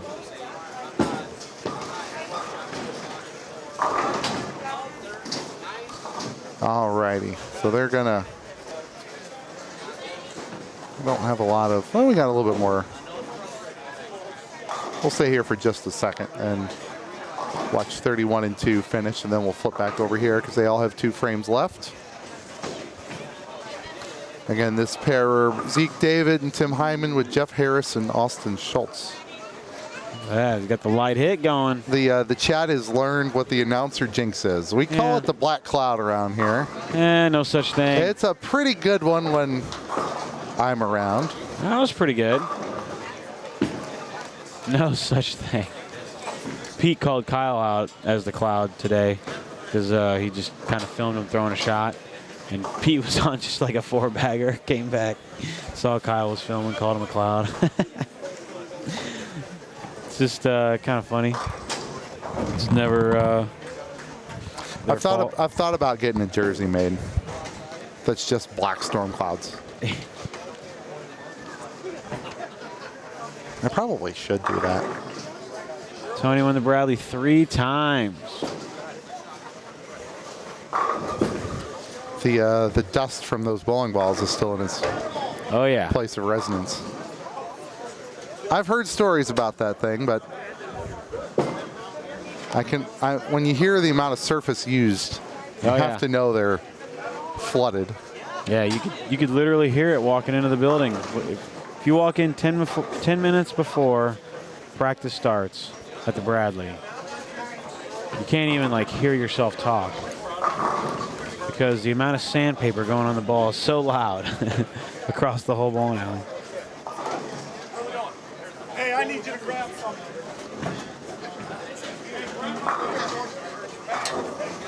All right, we'll watch Tim Hyman finish out here real quick, and then we'll head back down to the high side. Casey Murphy's impressed you're still on the live stream. Well, I got this morning off, and then I bowled. How'd you get this morning off? I guess you showed up yesterday. I just said, Mike, I'm bowling Friday afternoon. For the sake of my sanity, I would love to be able to sleep in before that. And he said, okay. Because it does, being in the booth every squad, since they added the Thursday, It gets a little long, actually. Like Friday, Saturday, Sunday, it's like, all right, you know, you don't get a whole lot of sleep. I'm an hour away from, so I got an hour drive here and then an hour drive home almost. So the 8 a.m. next morning, Uh-oh. What'd I do? Kind of gets a little tight. What'd I do? So I just, you know, I told him, I said, hey. And he said, yeah, we got it. Samowski with the 7-10. All right, we're kind of split here between game 3 and game 4, but we'll watch. We don't have a graphic for that. Martell, McGaney finishing up here with Hibbert and Seyfarth on 35 and 36. 37-38, Samowski, and we call him Opie, Dwayne Stegmeyer. Yeah. With St. Louis legend. Got Martell right here. Oh, wrap seven on this lane. Yeah, and their cross is Gavin and Bryce Becerra. That quick release going. Oh, look at this mess. Little quick. He's trying to. I know exactly what that was. That was, I don't want to leave another 7. And that was Zamowski saying, this 7-10 is stupid. It's one of those, if you're Gavin, you just call timeout. Man, I was really, okay, you want to know why? I was yeah, there's a break. You want to know why I was hyping Martell is because the way they started that game. I literally told you they were going to lead the tournament after Martell had the 3-bagger. Yeah. His partner had the 4-bagger. And Michael's going to shoot 2-0. 5-bagger. And then, yeah, they both backed up pretty hard. Now, Pat McGaney can shoot 230. I mean, that's why you never say anything. St. Louis legend right here, Dwayne Stegmeyer. Hit the little loop-de-loop. Oh, look at that. See, that's kind of hard. All right. Lane gets a little slippery. This is essentially impossible, but it'd be really cool if he found a way. Yeah, that's at least a 4. He's got the joggers on. 4-shot attempt. There's a good chance. I mean, he lives in New York, right? He's Martell from there. I think he still lives there. Be a long drive. Hey, the Pac-Man. They have. You're not bowling tonight? Bowl tomorrow? They have airplanes to get you here faster. Hey, you know, just gotta hit the road. Projecting like 4:30 or less. Might be less. You bowled it? You just bowled? Yeah. I went 70 over. And you got carried? And we went 437 over. Let's go, baby. Right. We're probably in. Eric Sachs. Yeah, you bowled Sachs. Guys, I'm going to tell you something right now. This is the place to be. You don't even want to go out in the concourse. No, this place is popping. It's ridiculously packed, like in a good way. Yeah. People are enjoying themselves. This is every Friday night, man. It's the best time. We need to let folks know that there is a link at the top of the chat that tells you all the scoring. EJ Tackett averaged 260 on this, and after we've watched this much bowling, it just goes to show how good he is. Oh, he's the best.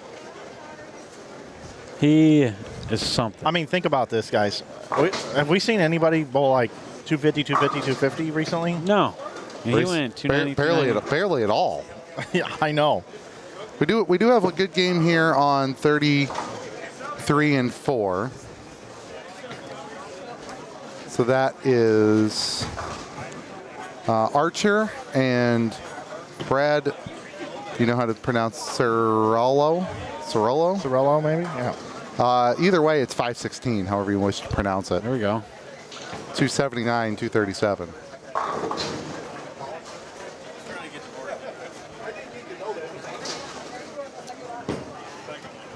Yeah, I'm kind of thrilled to be in the position I'm in.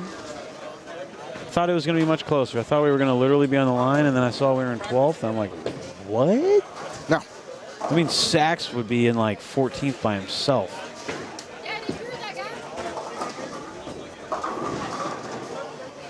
We know who's in first by himself. We don't have to worry about that. EJ? EJ. Average 260. Who's second? We'd have to do a little work on that, but. Man, 100 over is pretty good. Jorge Rodriguez averaged a bunch. Yeah, they're way up there. He's nice with it. All right, who we got? I bowled next to Jorge a couple weeks ago in a no-tap tournament. He actually did remember this year that he's allowed to get 9. Last year, he took him 25 frames to figure it out. Yeah. After he started with the first, like, 16 natural. Yeah, I remember that. In a no-tap. This year, he figured it out a little bit.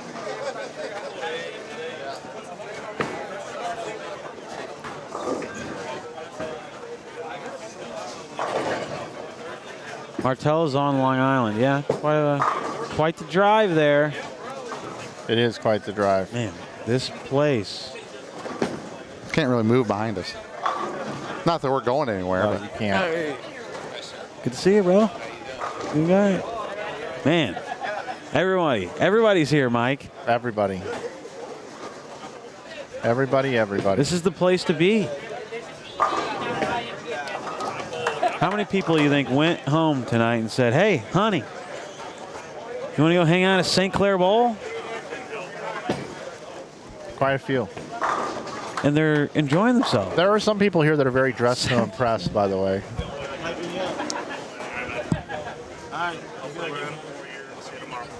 Brad saying goodbye to his doubles partner, his horse. He really is your horse. Oh, I got to treat him nicely, man. I got to, You do. play my cards right. I need Drew to make the RPI every year. Did you guys look at scores after game 1? And 2. However, if Drew would have bowled with Andrew, his brother, they would be leading. I would. What's up, Tommy Jones? DJ Archer. Hasn't bowled yet. 146, 170, 279. No. One of these things DJ. just doesn't belong. And he brought it over to me to show me. So he's even. Now, he left too quick for me to find out what the adjustment was. Well, I bet he moved left and threw it really slow and started hooking the whole Now lane. he did flip to this half, which could have been part of it.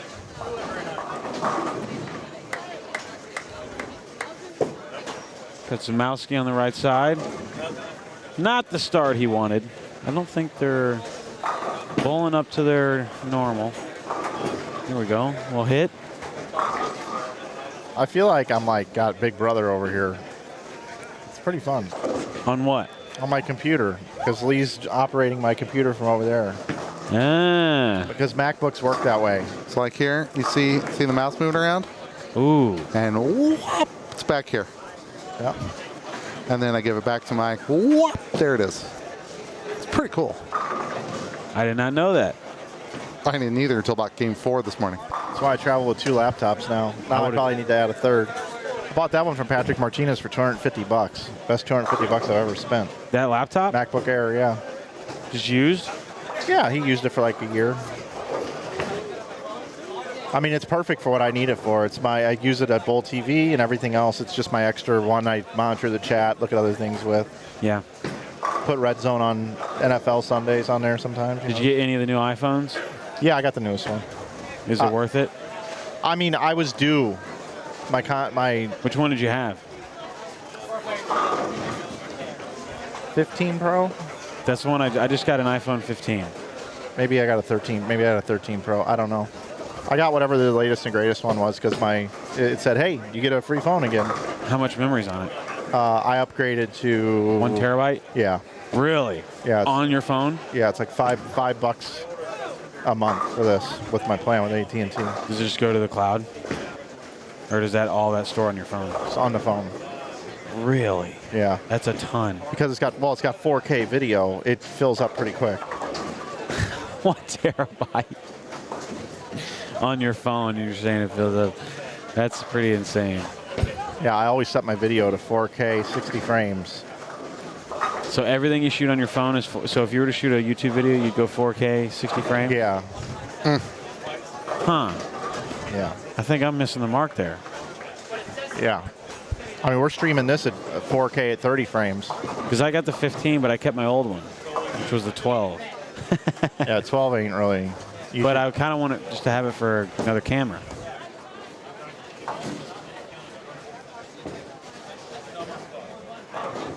Because I saw 220 average bowler and how he does things, and he does them all with your phones. And it is getting warm in here, Lee. I agree with you. Definitely getting warmsy. People are having a good time. Got Mike Wiedemeyer here on the screen. He and I both got inducted to the St. Louis USBC Hall of Fame on the same night. He got it for bowling. I got it for meritorious service. Oh, yeah, you told me your speech, didn't you? You're like, hey, guys, thank you. I told you I'm the shit. Yeah. Thank you. That was not quite. No? No.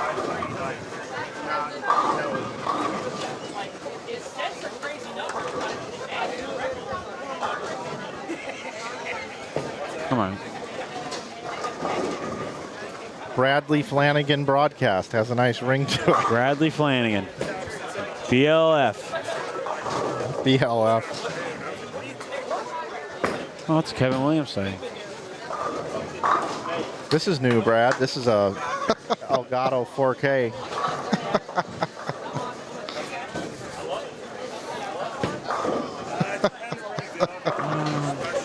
Oh, man.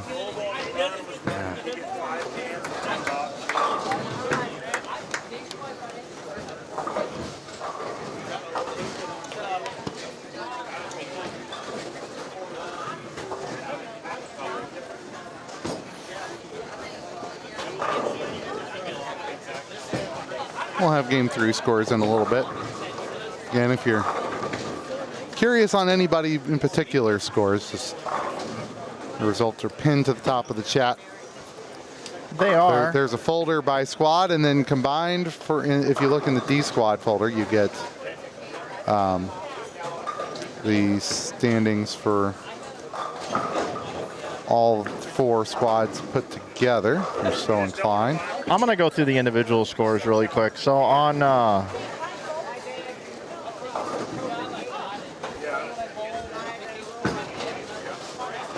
this doesn't seem right.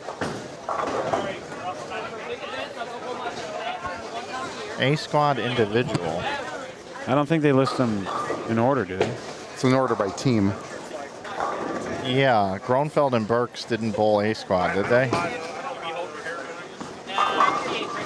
I don't know. Got a TJ sighting. DJ should be at the top. He's just waiting. Oh, that's my honey behind me right now. Knows what he's doing. Now what's he gonna do? Play with my ears? That's what he did. Tommy Jones. I was looking for the EJ and Natalie scores here.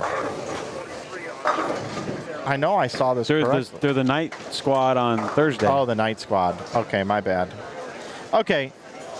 Courtney Burks averaged 244.9. Emmanuel McPherson averaged 244.6. John Flanagan averaged 243.3. This is on A squad.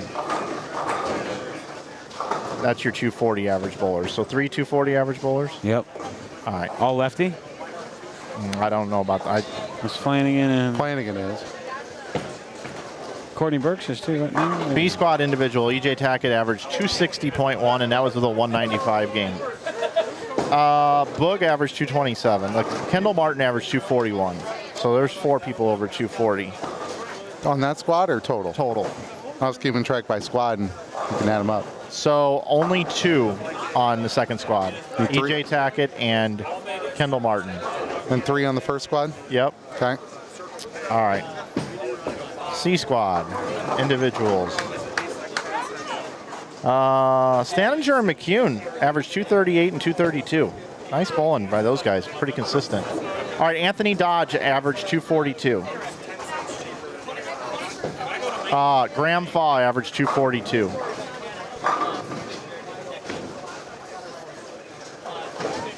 Nobody else averaged 240. Okay.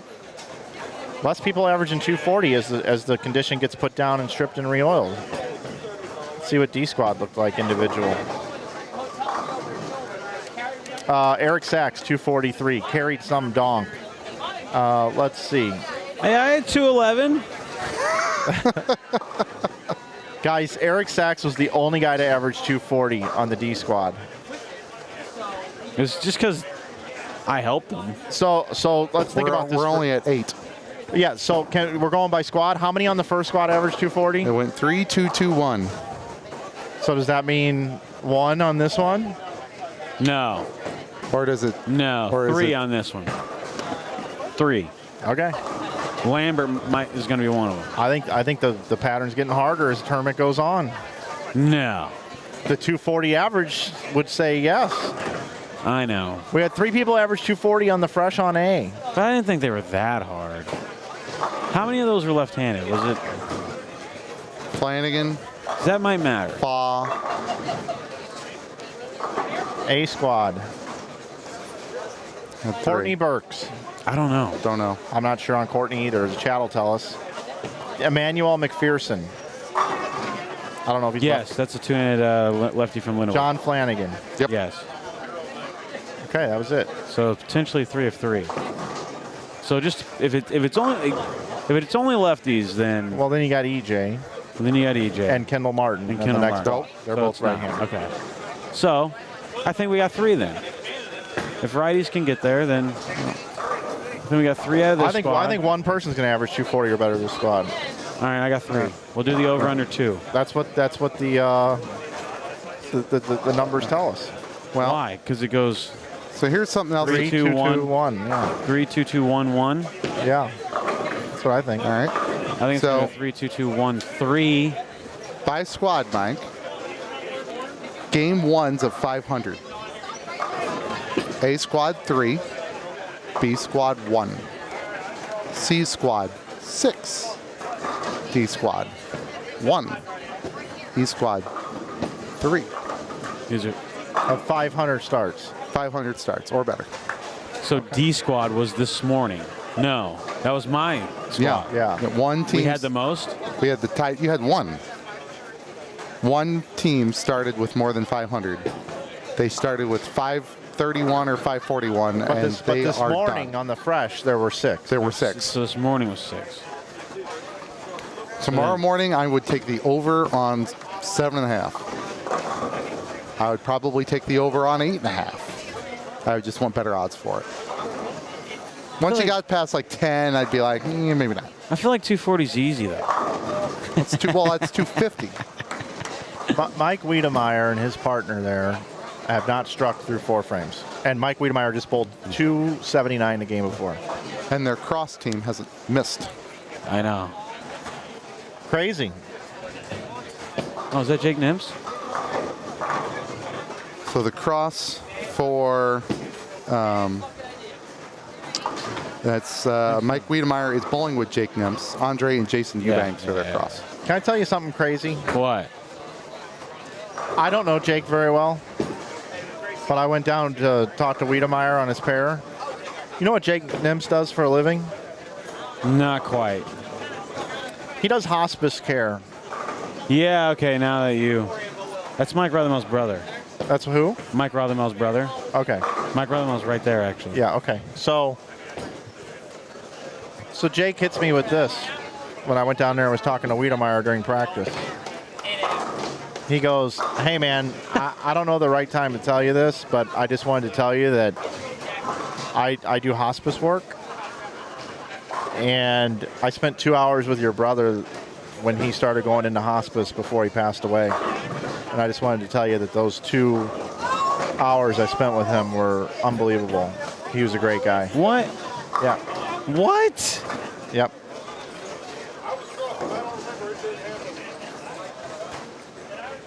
Yep. Wow. We need to get him in here. I mean, is that unreal? That's as unreal as it gets. Thanks to the chat for bringing up that the second feed has technical issues. We've dispatched Mike Flanagan to investigate the issue. There's Wiedemeyer.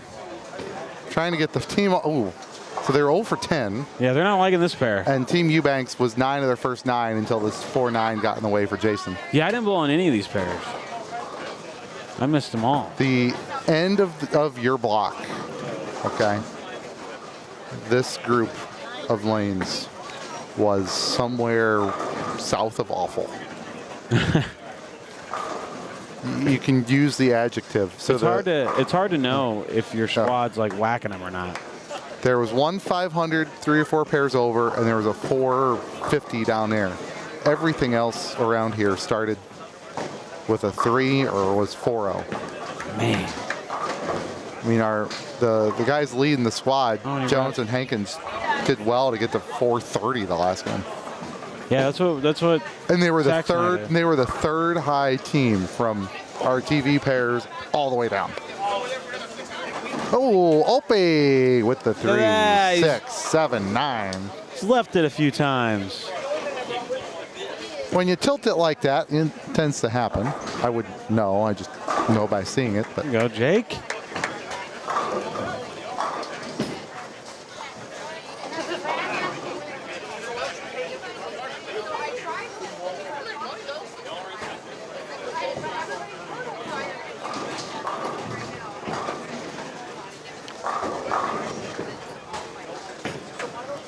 oh, that we saw a lot today.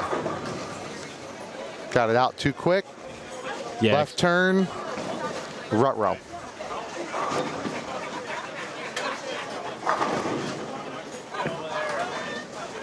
That's an unfortunate 10 pin right there. 230 feels pretty nice.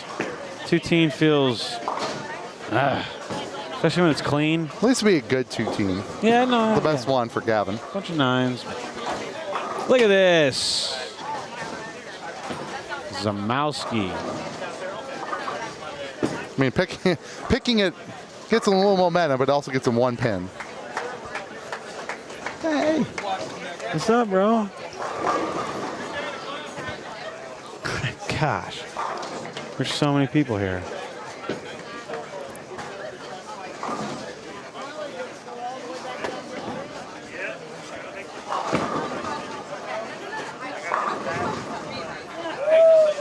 About the WSOB being in Minnesota, better bring your parkas. Is it going to rain?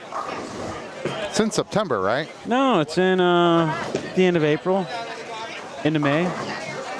I think maybe middle of May or something. I misheard Mike reading the press release. Sometime in May. Oh, that's right. Probably rainy season. You're probably right. UBA World Series. April 29th through May 12th.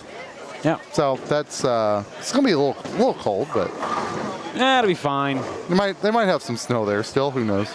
Green Bay in January is pretty cold. That's a cold place. We've done that one before. That kind of trumps it all, to be honest. But then again, you know, if you're from Canada, you're probably thinking, all right. Sun will actually be out, Green unlike Bay's now all right. where it's, you know, it's not.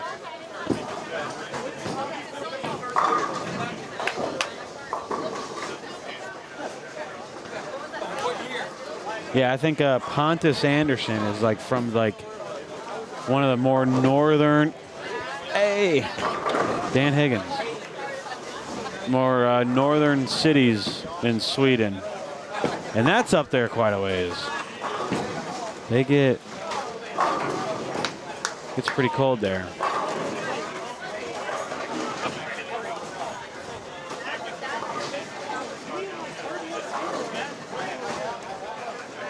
Now I gotta look this up. Jacob Nintz. Pontus Anderson is Just says from Sweden. Doesn't even tell you.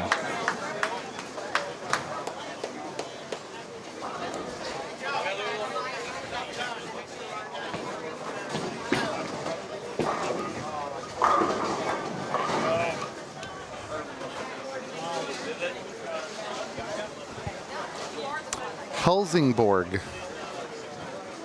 Nah, Helsingborg's not that far north. I wonder if that might be where he lives now, I think. We're just going with. Somebody lives like. That's almost. That's across the. Just the water from Denmark. It's like, yeah. That's about That's kind of far south of the whole island. If you you can go further down, but. Yeah, way up There's there. a lot. Maybe Gothenburg. Is that where Jesper's from? Maybe. I think the Lane Talk guys are from Gothenburg, maybe.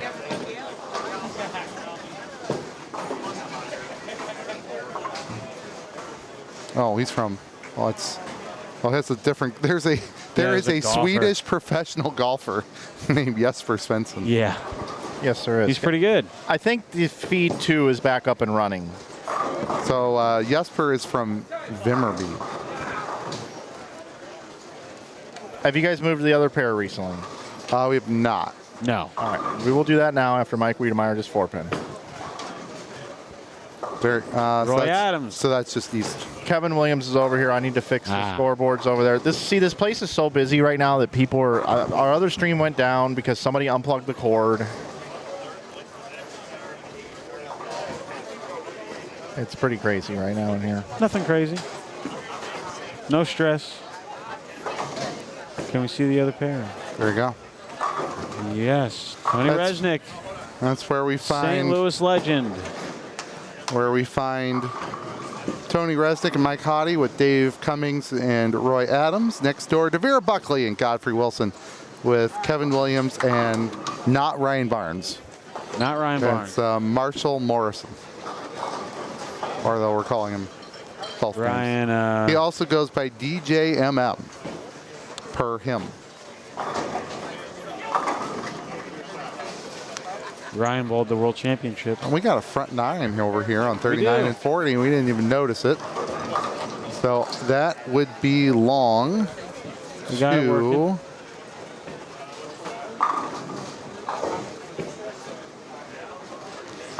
that would be D.A. Smith. Mike Wolf in the books at 215. Lambert can shoot 258. Kevin Massey, 224, done. D.A. Smith, front nine. Down on TOO, we got a few strings. None to start the game, but plenty of long runs there. That would be Archer and Sorolo's pair, crossing with Terrence Bright and Vanina Carlton. Oh, man. What were you laughing at? Well, I went from laughing to not laughing, so give me a second on something.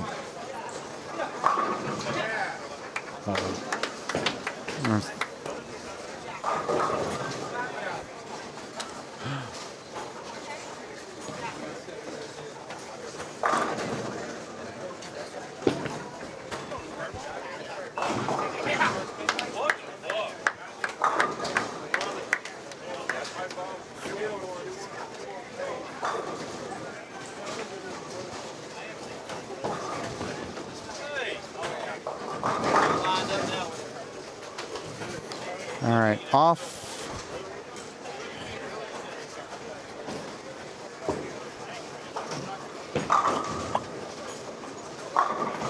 D.A. Smith, but they flat 7, very flat 7. Front 10 though. Nothing wrong with that.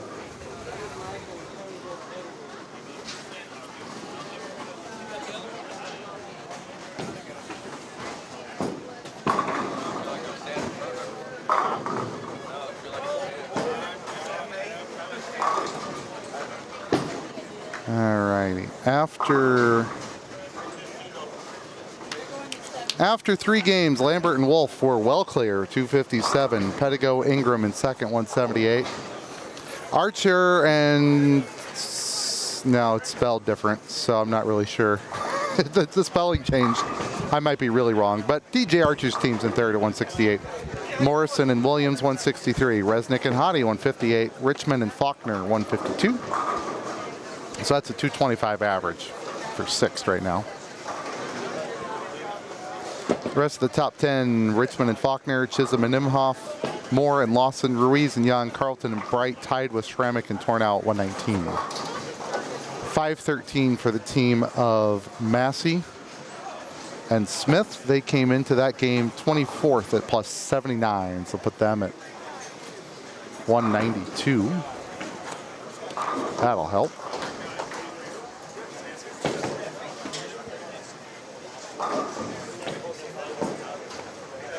TJ Archer's needs 2 more hits for 290. Down on inside bowling 2. Again, all those scores in the pin chat. I'll leave that up there for Brad for a second. Lambert's going to be one of the guys that averages 240. And he just shot 237, so right. that's going to hurt his average. It's a transition game. Okay. Well, now he's going back to the low end, so we'll shoot, you know. $1 million. Wolfie gave him 15. Baby steps. Do we have a potential Mike Wolf and Tony Lambert champion? Oh, yeah. I think we do. I think Mike Wolf might come out of retirement. I think it might fire him up again, right? Might start lacing him up on the tour after the holiday doubles win with Mr. Lambert.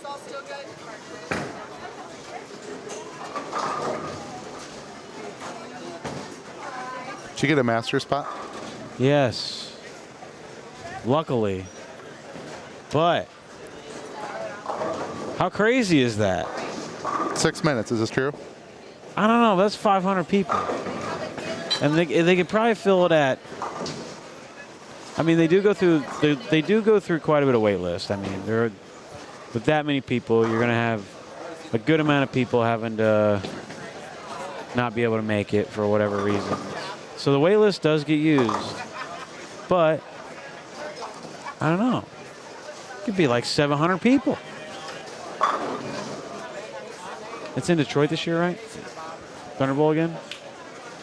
We looked at it earlier. Oh, Yeah. I still have it up. There you go. Maybe. There you go. Thunderbolt Lanes in Allen Park. Yeah. March 23rd through the 29th. Columbus Square Bowling Plaza in Columbus, Ohio. Never bowled there, I don't think. We were talking with Kyle Troop earlier. He said 5 of these first 10 are new centers. I shot 300 there for Lindenwood. Well, bless your heart. At Columbus Square? Yeah, Palace Lanes. Same place? Yep. Is that the one that used to be 24 hours? I think so, yeah.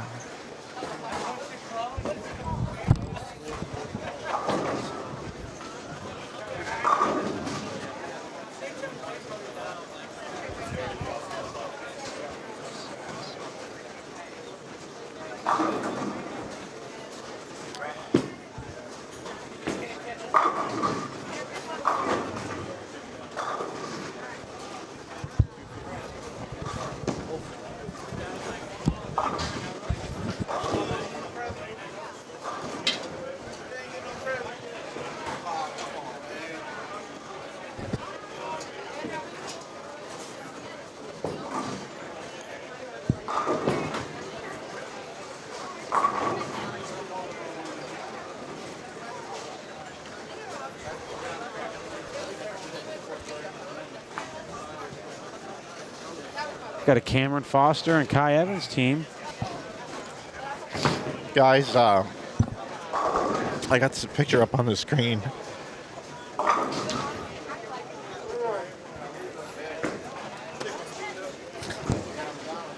This is going to be tough.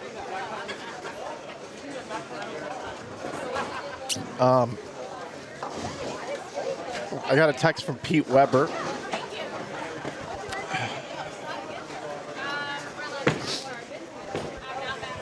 And he let me know that one of PBA's biggest fans, Kenny Seymour, who's been battling health issues since we've all known him. And he passed away tonight.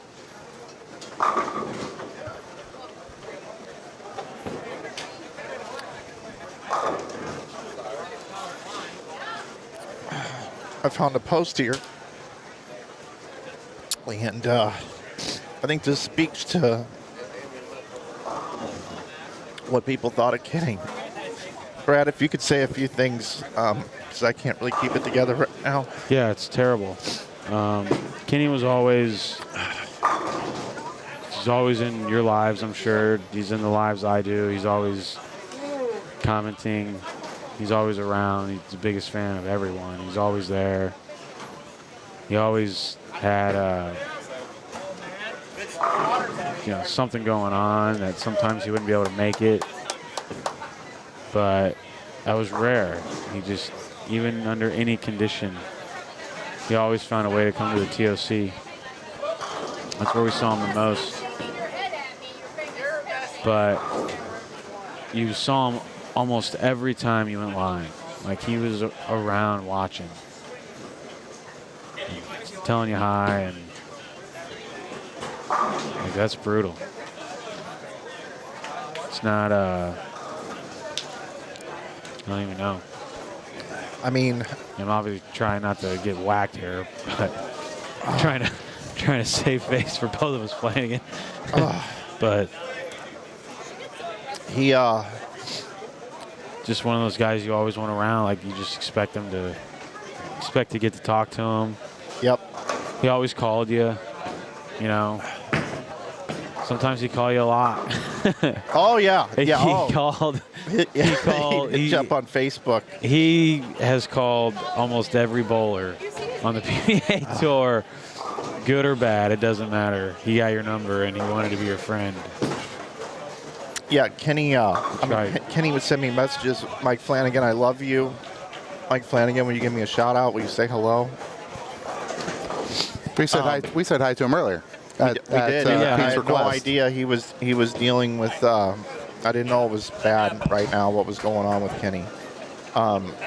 So it just hit me. I got the text from Pete, and he's like, Kenny Seymour passed away, and I said, what? A little while ago, and Pete just texted me 10 minutes ago, and I was doing some research here, and he watched every bowling broadcast that there is, and was the biggest fan of bowling in the PBA. And when you lose people like that, every stream, it's just not going to be the same moving forward. I'm going to miss the message, Mike Flanagan, I love you. Will you say hello to me? He's in a better place now, but man, you just didn't expect that tonight. You meet some great people out on the road working bowling, and Kenny was one of them. So, rest in peace, Kenny Seymour. We're gonna miss you, buddy. And we all know this was his favorite right here. He loved some Pete Weber, and Pete loved him so much. Not going to be the same. All right, let's head out to the lanes here.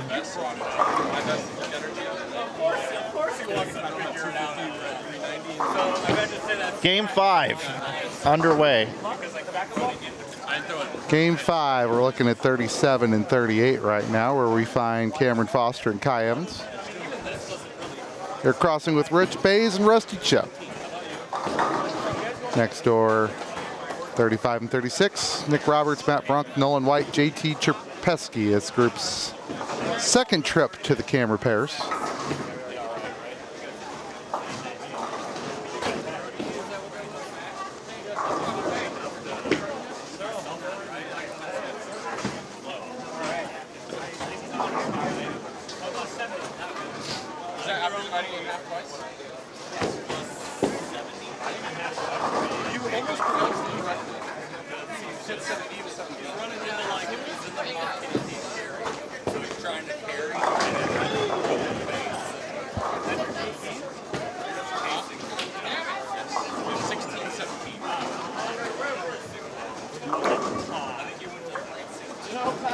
I hope you're right.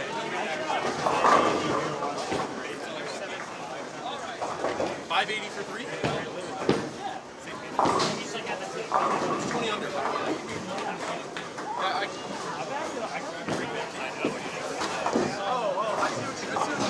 shot 580 for 3. I was like, that's not what I need right now. There's time.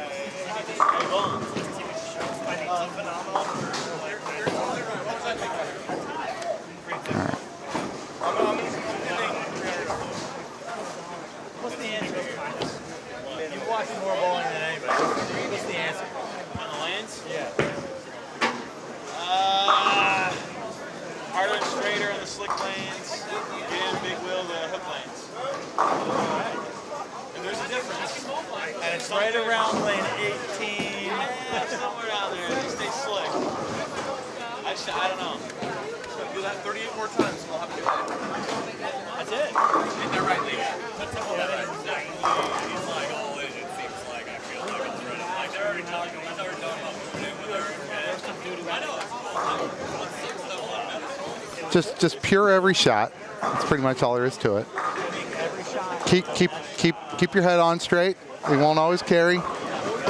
Packy's asking for help over here, so. Yeah, you can jump in there if you want.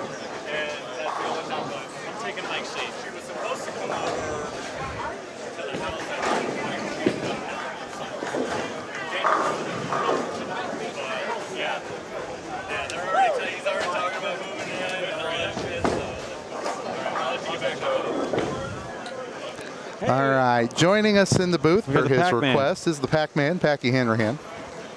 What's I up? just sat down and asked for it. I said, can I get a headset? We had some sad news. Oh, what happened? Kenny Seymour passing. Dang. Terrible. Horrible, actually. That is horrible. Just went through that. And, yeah, kind of a vibe killer for the Friday night squad. He was a staple. Man, definitely a vibe killer. So how are you, Pac? So you bowl tomorrow morning? I'm worse now for sure. Yeah, sorry, I didn't mean to like really hit you with that. Why did I even? Hit you with that? Right as you sat down, I should have let you be the gleeful guy that you were. I could bring it back. We could spin the vibe around. I mean, you were next door to us here, just asking for advice, and I was asking for some advice. I said, Brad's watched the most bowling. Oh yeah. Outside of you and Mike, Brad has watched the most. I know. I just took Mike's seat, and it's I gave it to him. There's a consensus that it can come after me. I'm a man. I'm not 40, but people kind of claim they're harder. Scores show they're harder. They're not hard, but they're just harder than they usually are. Usually, yeah. It's definitely a perspective from the usual. This tournament's always been nice because the scores are high, but they're not absurdly high. Yeah, you'll get a couple teams that'll whack them. But yeah, for the most part. But even then, it's like you look at the scores to make the cut, and it might be in, as a grouping, you might need to average 230. Which in every doubles tournament in America, basically, that's kind of the same deal. And some tournaments, it's higher than that. Yeah, especially the local ones. Yeah. So last year, to make 46, you needed to average just a shade under 223. To make top 46? Last year. This year, it's probably going to be in the 220, if you believe me, 226 range. Okay. To make 46. So higher. Well, lower by about 6 pins a game. Wait. You just said 220. You said 223. 233. 233. Okay. And this year it's about 220. 226. 6 would be my guess. So a little less. So 6 to 7 pins per man. That is per game. A per 46 plays. Which drop. I love the sound of that. When you add 16 games, it adds up. Yeah. But it definitely, the scores are going to be so tight. Yeah. If no one, yeah, me too. Nobody's at 600. Because, let's see. Usually by this time, there's at least a handful of guys at 6. Last year, there were, ran for all 7 squads, 21. Which, if you at average, 600. but if you average it out, that's 3 a squad by this and time. And we've had 0, 0, 0, and 0. Yeah, by this time there'd already be maybe some of the better teams bowl late, but that's true. But by this time there would at least be 5 to 10. Somewhere in between with only 2 squads to play after this one. Is anybody on pace for this one? I saw Michael Martell. Who does Mike Wolf and Tony Lanning. I know it's a guy from the East Coast, Baltimore area. Throws it amazing. Throws it great. Hits the crap out of it. Wolf and Lambert are pacing 685. Whoa. But Mike Wolf? Mike Wolf? He's going to come out of retirement after this week. They're going to bowl so good. He's like, you know what? I'm back on tour. I'm on tour. No one else is pacing 500. Now, good 3 games, long way to go. But it's mostly Lambert. Oh, really?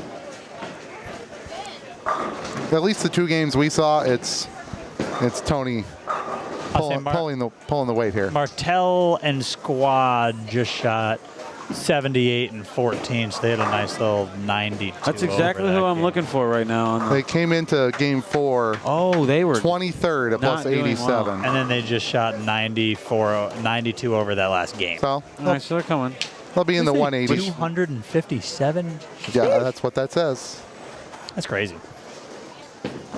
We got a big game working on 39 and 40, so just to the right of the screen. Right in front of us. So George Marble and Jen Meskey started with 530.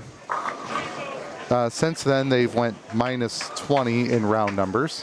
DJ Archer starts off 140, 170, 279. And his partner, and they're in third place. They're in third. Yeah. I heard his partner was What a killing him. 279. Brad, right? Yeah, Brad. Yeah. Yeah. Met Brad out in Reno this past Oh, year? yeah. The legend. The big player. Yeah.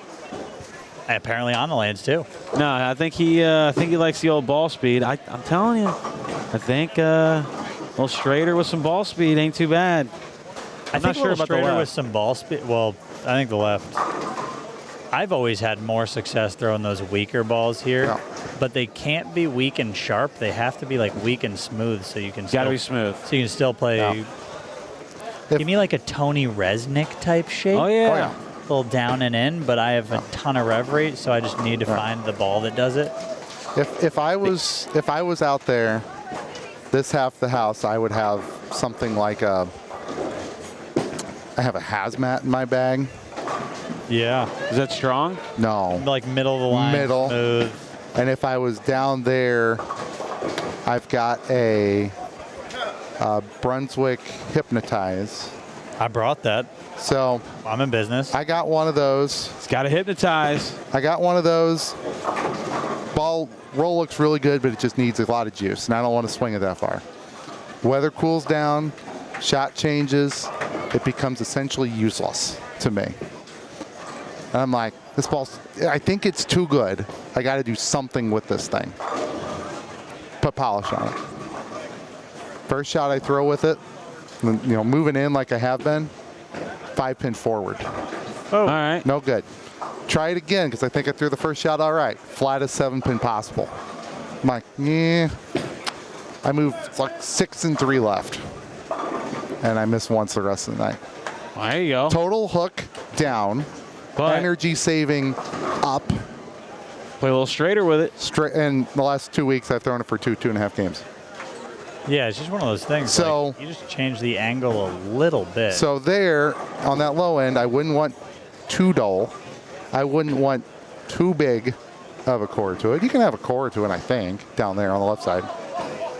For those of us who don't have 500 rev rates like Packy, it would take me 2 shots to get there. but something in that shape where it's not skid snap, not at your toe. So that's why I'm thinking hybrids or something polished, but not super shiny, just to help get the corner out. Right. That's the big thing. I got a ball that I bring here every year and basically nowhere else. Is it the Rack Attack? No, but it looks the same as the Rack Attack. It's a purple hammer solid reactive. Oh, the reactive. Yeah, purple hammer solid reactive. It used to be the counter attack. It was the counter attack. It was the rack. It was the sneak. That's the one it was the sneak attack for a little while. Yeah, all those all those super low end cores in the solid cover stocks have always rolled amazing. We've had a few people on the left try the new. I've seen it. I brought it. We had some on the left side made that look pretty good down here. I wouldn't try it down there, but there's a guy who's bowling with Kevin Williams right there, wearing the black and gray hat with the gray arm sleeve. He's not bowling with Kevin Williams, but he's on his pair. Godfrey Wilson. Tall gentleman? Yeah. That's Godfrey Wilson. St. Louis Hall of Famer. Yeah, he's throwing, well, he was. I see that he now doesn't have it in his hand, but he was throwing the new 2.0 and making it look fairly good.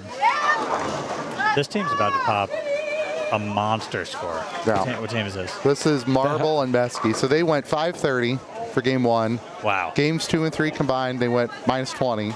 Now they got back in this part of the house, and they obviously like it. Needless to say, it would be disappointing if they shot 530 this game. Yes. Meskey always throws me off a little bit. Every time I always look for Helfer Stay. Yeah, so this is off just to the right. So you see Rusty Chode on 37. TQ Nemix is on 39. He's going to creep into the right side of your screen. Jen Meske is just one lane to the right of TQ. So they can see these shots, right? Yeah, they can see these shots. I'm just trying to talk them into existence here. Yeah. So Jen started with a triple, split 8 out, next 5. And George Marble, her partner, has, how do I say this? No misses. No misses. So, Packy, I have to... No. Arctic Vibe would fit in that category as well. I brought 2 vibes. I brought an Arctic Vibe and the bubblegum vibe with a 2-inch pin. Bubblegum Vibe. With the 2-inch pin. Lay Gotta that thing love it. down and make it go straight. Oh, yeah, that's going to... They're a little juicy out there, so I might need to hit it with a little bit of surface before throwing it. Really get it rolling a little bit. But make sure it picks up at some point when it's on the lane. It might be a 260 ball for you in there for one game. Okay. I don't know which pair. You think you're going to throw it on a pair that hooks? I don't think that I'm going to want to throw it long enough for me to find the 260. All right. With them being a little juicier, I think the Arctic has a way better chance than the bubblegum. I wonder what ball Kai Evans is throwing right now. He is throwing... Because they got a monster out there. Want me to ask? Yeah. I bet you could tell. I bet Crown Victory? Crown Victory. I've seen it before. It's a popular one. The one Reverb? Yeah, the Reverb. That's funny. That one series has been so good for some guys. So Kai's throwing the one Reaper. Reverb, yeah. Reverb. I heard Reaper, but... It's because it looks like it's killing the pins. Fair enough. So Meske gets the double in the 10th. She's got 264, which means if it's a poor fill shot, we could see a really random score. And it's not. 264 with 11 strikes. Jen is the Liz Johnson of St. Louis, or Missouri even potentially. Maybe the Midwest. Down and in, accurate as hell. He strikes a lot. Strikes a lot. How was Hong Kong? That was good. Coolest experience ever? We didn't win enough gold medals for it to be the coolest experience ever. I know. It was I got the full taste of European bowling with all those purple hammers going down the lane. So that's what it was? There were just a ton of urethane going down the lane? Yeah, well, there was a ton of specifically the purple hammer going down the lane. Well, they throw it a lot over there. In the semifinal, through 4 teams of Korea, Sweden, so it was Korea, Sweden, France, and Germany.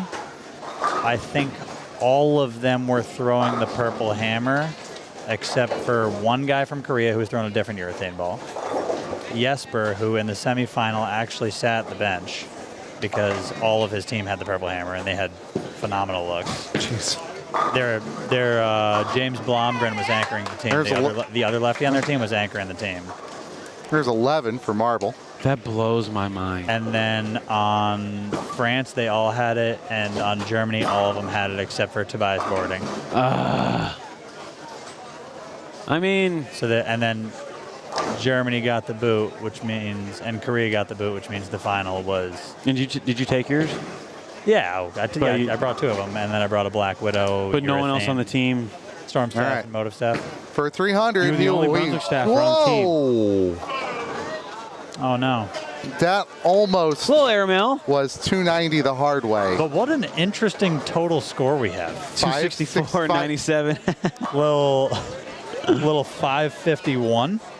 And they were 561. 561. But that ball was a quarter of an inch from going in? From falling in.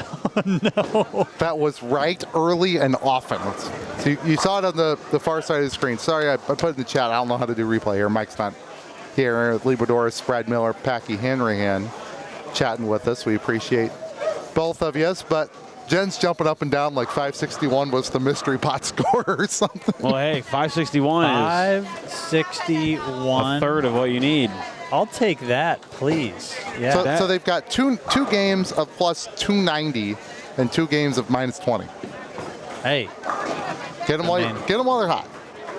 Whatever gets you there. Yeah, I was gonna say. So what are they now? Probably like 300 over. Yeah. It'd be about 2. right around 300. Well, so this... Just shy of it, 280. Well, we're a game behind here, so let's see if we got game 4. Hey, we do. Look at that. Let's go through them. So we'll just cut to them real quick because we're talking about them. So they came to that game in 13th at 160. So now they're 291 after 5. Easy math, 229. That's good enough if they keep it going. Standings after 4. DJ Art. Do you know DJ Archer's partner? The spelling's changed a couple Brad, times. I don't know his. DJ and Brad at 315. I don't know his last name or how to say it. But I've met him before. Okay, we'll go with Brad. Tony Lambert, Mike Wolf down to second at 309. So now you got 2 teams pacing 600. Pettigo and Ingram at 240. So they're not pacing 500. But they're still blowing well. Resnick and Hottie, you mentioned Tony a while ago. They didn't have a great start, but they're up to 4th, 227. Decent, fairly big last game. The guy that Just like cut out. the guy that Tony Resnick is bowling with bowled a very big game. Do you know who Tony Resnick's bowling with? Tony is bowling with Mike Hottie. So Mike bowled a couple big games in a row there. Okay. The last 2. Mike Kahn? Hottie. Or Mike Hottie, okay. Yeah. He was throwing it hard. Yeah, that's his game. Firm and up and at him. Oh, yeah. All right. 2 more teams at 200 over after 5. That's Richmond and Faulkner and Hamilton and Lawson. Gary Faulkner, the players' champion. That's him. The world champion himself. The world champion, that's right. Graham won the players. Graham won the players. Gary won the world.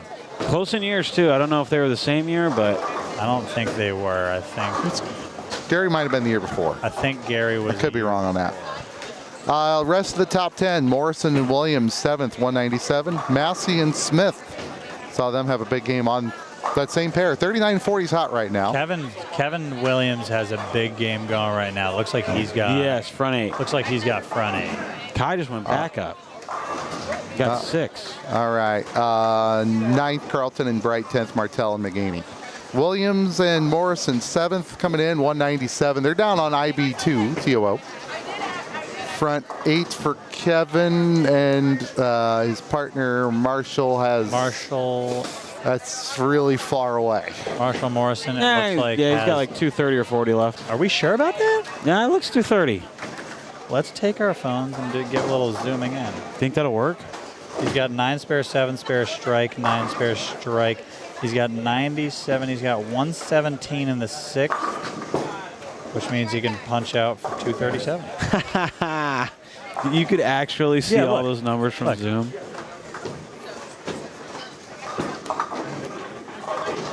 Oh my gosh! Technology these days, I'll tell you. Is that the newest? Is that the newest one? No, it's just old technology, you know. Yeah, the old stuff. The ones we know how to use. Oh, it's like... I'm looking at this camera that Mike's got facing us, and let me tell you. He's got the good stuff. Yeah, looks high-tech. See... These are all the ones that we have. Well, no, those are high-tech, too. This one's... They're the compact versions of, like, some really expensive... And so much so, he doesn't even know how to work them. He doesn't know, like... I heard him talking about the... I heard him talking about the camera setup. But he got some stuff from Sony. Yeah. To mess around with. Yeah. Give us feedback on. That one I know is... Yeah, that one's nice. Little you dicey. know, yep. Just by the size of it. We stuck around here for some big scores, but I flipped here just so we could look at the... let's get these guys on camera for a little bit. Eric Hamilton, Tawan Lawson, Walt Ruskowski, Josh Cameron, Noel McElroy, Mike Jacobs, Billy Levan, and Ron Hickland. You got Ron Hickland? Or... The? Well, Ron it says Hickland? Rob Sanchez. I didn't say that name. Am I on the wrong... Yeah, way to Lane go. 5. The Ron Hickland?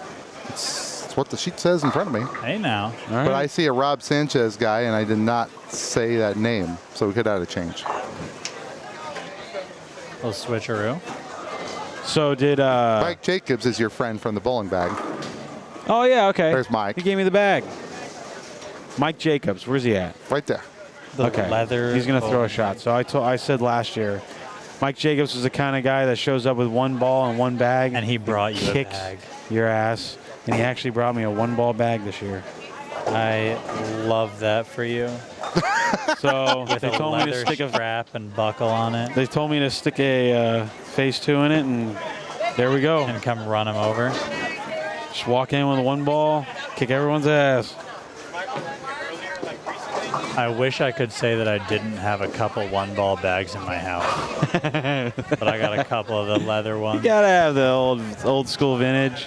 Go garage sale hunting. Oh, every you know once they in a got while. them. The old school 81 ball. What's funny is watching Pete Weber roll around with a 2-ball, like a little roller. Same thing as a 3-ball roller, except it's a 2-ball, and it just looks funny. It just doesn't look right. When Pete was walking around, he had 2 or 3 balls today in boxes. Yeah. Storm, I I'm saw pretty that. sure, would give him a bag. I saw that he does the double ball roller with the box on top. Yep. He's something else, man. He was throwing a tropical surge game 1. I'm like, listen, I'm throwing the newest technology, and this guy's throwing. How did he bowl today? I know their team bowled not. They're Not up bad. there. They're going to make it, and they bowled similarly. So what we were thinking was, it's one of those teams where they're either wire the field or fall apart. And they didn't Neither. Yeah, they were just hovering. So they were. Where's my mouse? Here it is. Coming. There we go.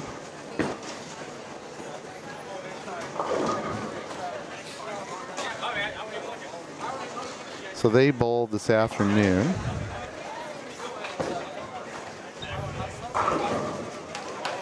So Pete Weber averaged 224.0, and Chase Rhodes averaged 1 pin under 230, 229.9. About the same, yeah. So pretty close. Chase carried Pete by 47 for 8 games. Okay. Yeah, I thought. Unlike the team of Yeah, you know, right next. What did I go? I went 89. Okay, 89 over, 90 over. That's pretty good. Give myself credit. I'm no Pete Weber, you know. That's true. Hey, Not many people are. one of one. Yep. He is authentically himself. Do you see all the social media stuff with him cussing and mic'd up? Mic'd You know, it's up, like- and then he threw that post out being like, "I am who I am," basically, was the gist of it. And I was like, "Yeah, you are who you are." You just can't be mad at someone being exactly who they are. Who do you think you are? He is. Yeah. This is not up.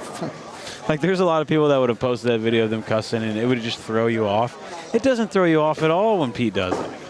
It's like, yep. I'll tell you, if that clip was a Brad Miller clip, you'd. I know, man. I'd be getting phone calls. Like, what AI, are you doing? AI could not have created Pete Weber's life story perfectly. It would have screwed up so much because he's so one of a kind. You just never change. It's a mindset. I remember when he was kind of aging out of the tour, he didn't strike the missed cut, and I went up to his wife at the time, Tracy, and I was like, does it ever just not sting? And she goes, oh no. It stings. But it's how you're wired. Not me. Wired to compete. Yeah, not me. Yeah. It is what it is. Got to keep it even keel. It is what it is. You've always been good at that. You're going to make cuts. You're going to miss cuts. It's going to stink sometimes. It's going to be awesome sometimes. But, in the long run. Long run and small percentages. It's just you're also, hoping to. isn't it just cool to just do it? Yeah. You want to win. You win 3% of the time you're in the Hall of Fame. Yeah, that's a good point. You're one of the best ever if you win 5% of the time. So, I mean, isn't it cool to just be there doing it? Oh, Dennis Hacker. He'll be there. Is he bowling? No, he's coming to. Just hanging? He's going to hop in the booth. Doing the USBC thing? Being the man, being the man of the hour? The man with the plan. Always. Chase says Pete was the quiet one today. Yeah, Pete was chill. Okay. No, the game is hard enough, and if you let it, it'll wear on you. Yeah, you can't. In my experience, you can't put more pressure on it than there already is. Right. The more pressure you put on it, the more miserable you see guys around you become. I have a 275 up there. Mystery score. So Cliff Edwards is not on my sheet, so that could have been a late change. with Rob Sanchez. He's not on my sheet either. So we had a late change we don't know about. There we go. But that game, we had a 275, a 270 right here. We have a 263 right there, and we have a 264 right there with a 297. So we're on something. People don't like this. I mean, it's St. Louis. Again, but Kevin Williams shot 279. there we go. So we had just had 6 games at once, at least, of 260. Only one of them did their Partners Bowl an equivalent game with them, though. Like the 297 and 264. The other But at least you got one half that's working, which is a lot more than we've said all day. 60 or 70 over regardless. That's pretty right? good. Yeah, that's a good score. It's kind of where my team was, thanks to me. 260 on for 60 over Eric a and game, 10. Brad, let 15. me ask you this, Brad. Was it a smooth 70 over where you were kind of punching away at 210 a game? No, I was. Or was it the 230, 180, 220, I had 170? 150. 150. I had 158 game 6. Greg Young. Yeah, he had a.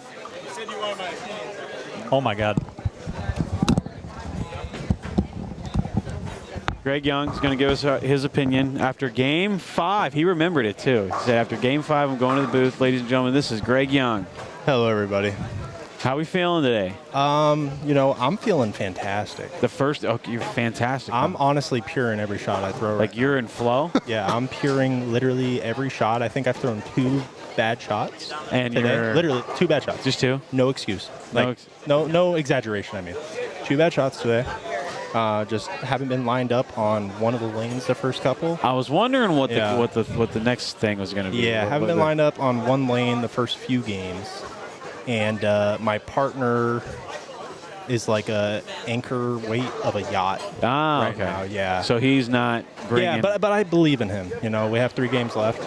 But the name of the game is to throw the good shots. That's so exactly at least you're right on track. That's all I'm trying to do. I mean, score is just a number, but as long as you're throwing the shots, that is the goal right now. And I think I think you're in the right spot. Yep. So yeah, keep an eye out on the leaderboard. I think we're going to be you're top gonna be 15 by the end of it. Now, is there going to have to be a 300 in order for you to? I might get that. Maybe.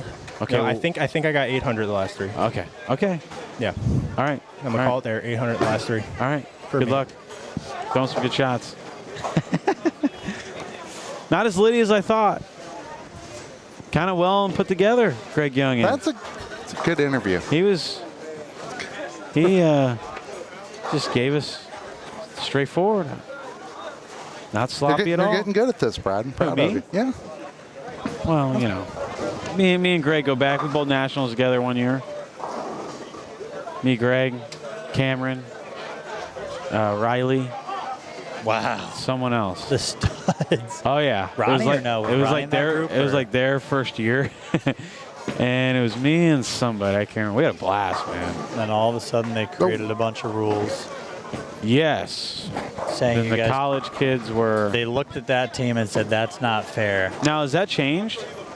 I believe it is changing. Yeah, I thought college kids were not going to be as strict, I thought. Yeah, I think something's changing in the coming, either this year or next year, I want to say. Yeah. What do you think? Do you think they should allow video in nationals, or you like the whole? It's a tough one. It's such a tough one. I think the patterns and stuff like that, and I know. I've emailed in every year and said, hey, could I video? Would you guys allow that? And every year they've said yes, but we have to see the video beforehand. Because I'm not looking to describe, hey, this is what I did with the patterns, the ball, this is what worked. I'm looking to say, hey, this is my experience. I come out to this tournament every year. I think it's a blast. I hang out with my buddies. Yeah, you want to promote it. I see some of the sites. And yes, bowling's fun. Here's a little tip on the lanes. They were hard, but I'm not going to show 35 shots from my singles set of 36. Right. Here's your changes. For past adult, so again, changes starting in 2026 to the USBC Open Championships per USBC. A bowler no longer falls under the designation of the rules for past adult national team members if it's been more than 10 years since they bowled. Those who represented their country as part of a junior team will no longer have restrictions. Collegiate bowlers will not fall in this under this designation and will be encouraged to compete as a full team or doubles pairing. There will still be limitations for competing with professionals, adult national team members, and past national tour titleists. Bowlers age 60 or older, which doesn't affect any of us, will be free of any designation, regardless if they've applied for or hold membership in a professional bowling organization. All right, there we go. That means I can assemble a team of Wichita State Junior Team USA boys. Yeah, you can. And go beat everybody to a bloody pulp. The other change is the averages for the 3 divisions are tweaked a little bit. They went up, right?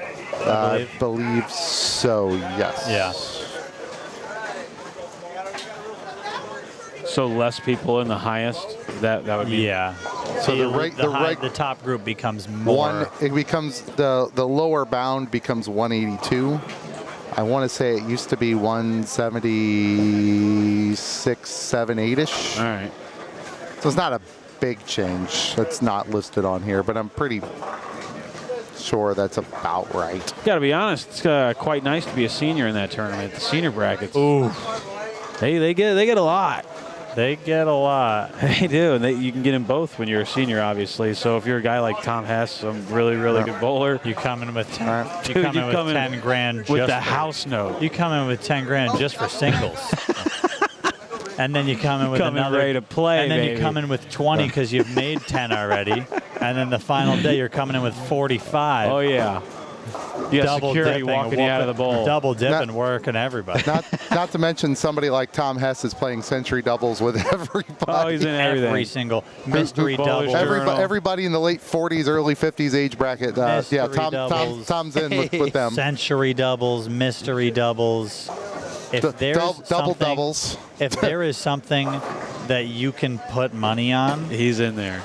I would be in on it if I was him. He's in the meetings coming up with things that he can put money on. Have we tried the 53 and 47-year-old bowler pairings only? Have we tried that as a rule?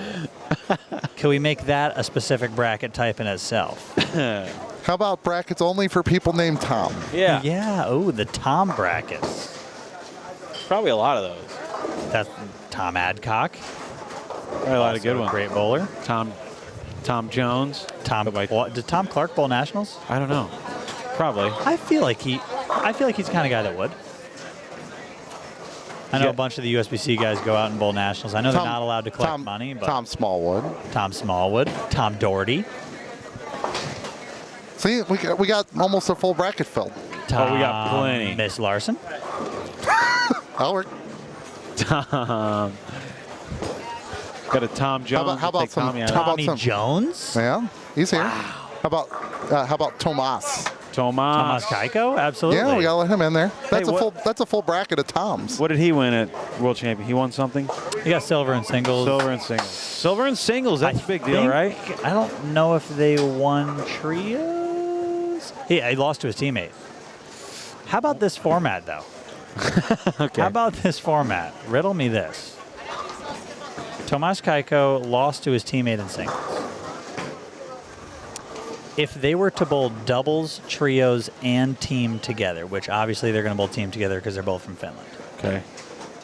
Tomas Kaiko, no matter if he was in the 5th and 10th and his buddy was not on the team and he was the outside man subbing out, because they would have bowled every event together, Tomas Kaiko would not have been even eligible points-wise to win the gold in all events because every format was Baker after singles. I'm not quite picking that up. So the all events medal at the World Championship usually is its own format. Yeah, it's just the total games, right? But you only bowled one set of your own games. The rest of the format was Baker games. Oh. And it was only singles. It's the one so it was singles plus how the teams that you were on did. Well, if your teammate beat you in singles, you couldn't win the all event. Yeah, you can't. You're toast because you bowled them the rest of the way. It's all based on your singles. That's interesting. It's just it was built for an individual game format where they could take your total scores and look at it. That was the first year they've done this kind of thing? Full Baker, and it wasn't a lot of games. It wasn't a lot of qualifying. I saw that. There wasn't a ton of like games to get a whole lot going. Like for the World Championship team event, we had 7 Baker qualifying games. Right. I saw that. That was it. Which is just a sprint. Sprint. So if you didn't have it out the gate, you had to find it quick. Just different format. You know, I feel like that's happened a lot, you know, with Team USA. I remember some of the years that Rhino and like Bill Hoffman were on it, and I would remember reading some of the articles saying that, like, you know, they were throwing urethane and having to do some like really weird stuff that you never saw. They bowling tournaments here in the United States. And I feel like that just kind of happens when you go international. You kind of get you're in their playing ground, right? And they train together all year round for that. It's the in the United States, like, we bowl all year round, but not like in training centers like these guys do. Well, and we bowl all year round against each other. We're trying to essentially take each other's money. And then all of a sudden you get thrown in. And I think this, like, at least the couple teams that I've been on have been amazing, you know, trying to just make everybody better. How can we win as a team? But imagine that 12 months out of the year. Oh, yeah.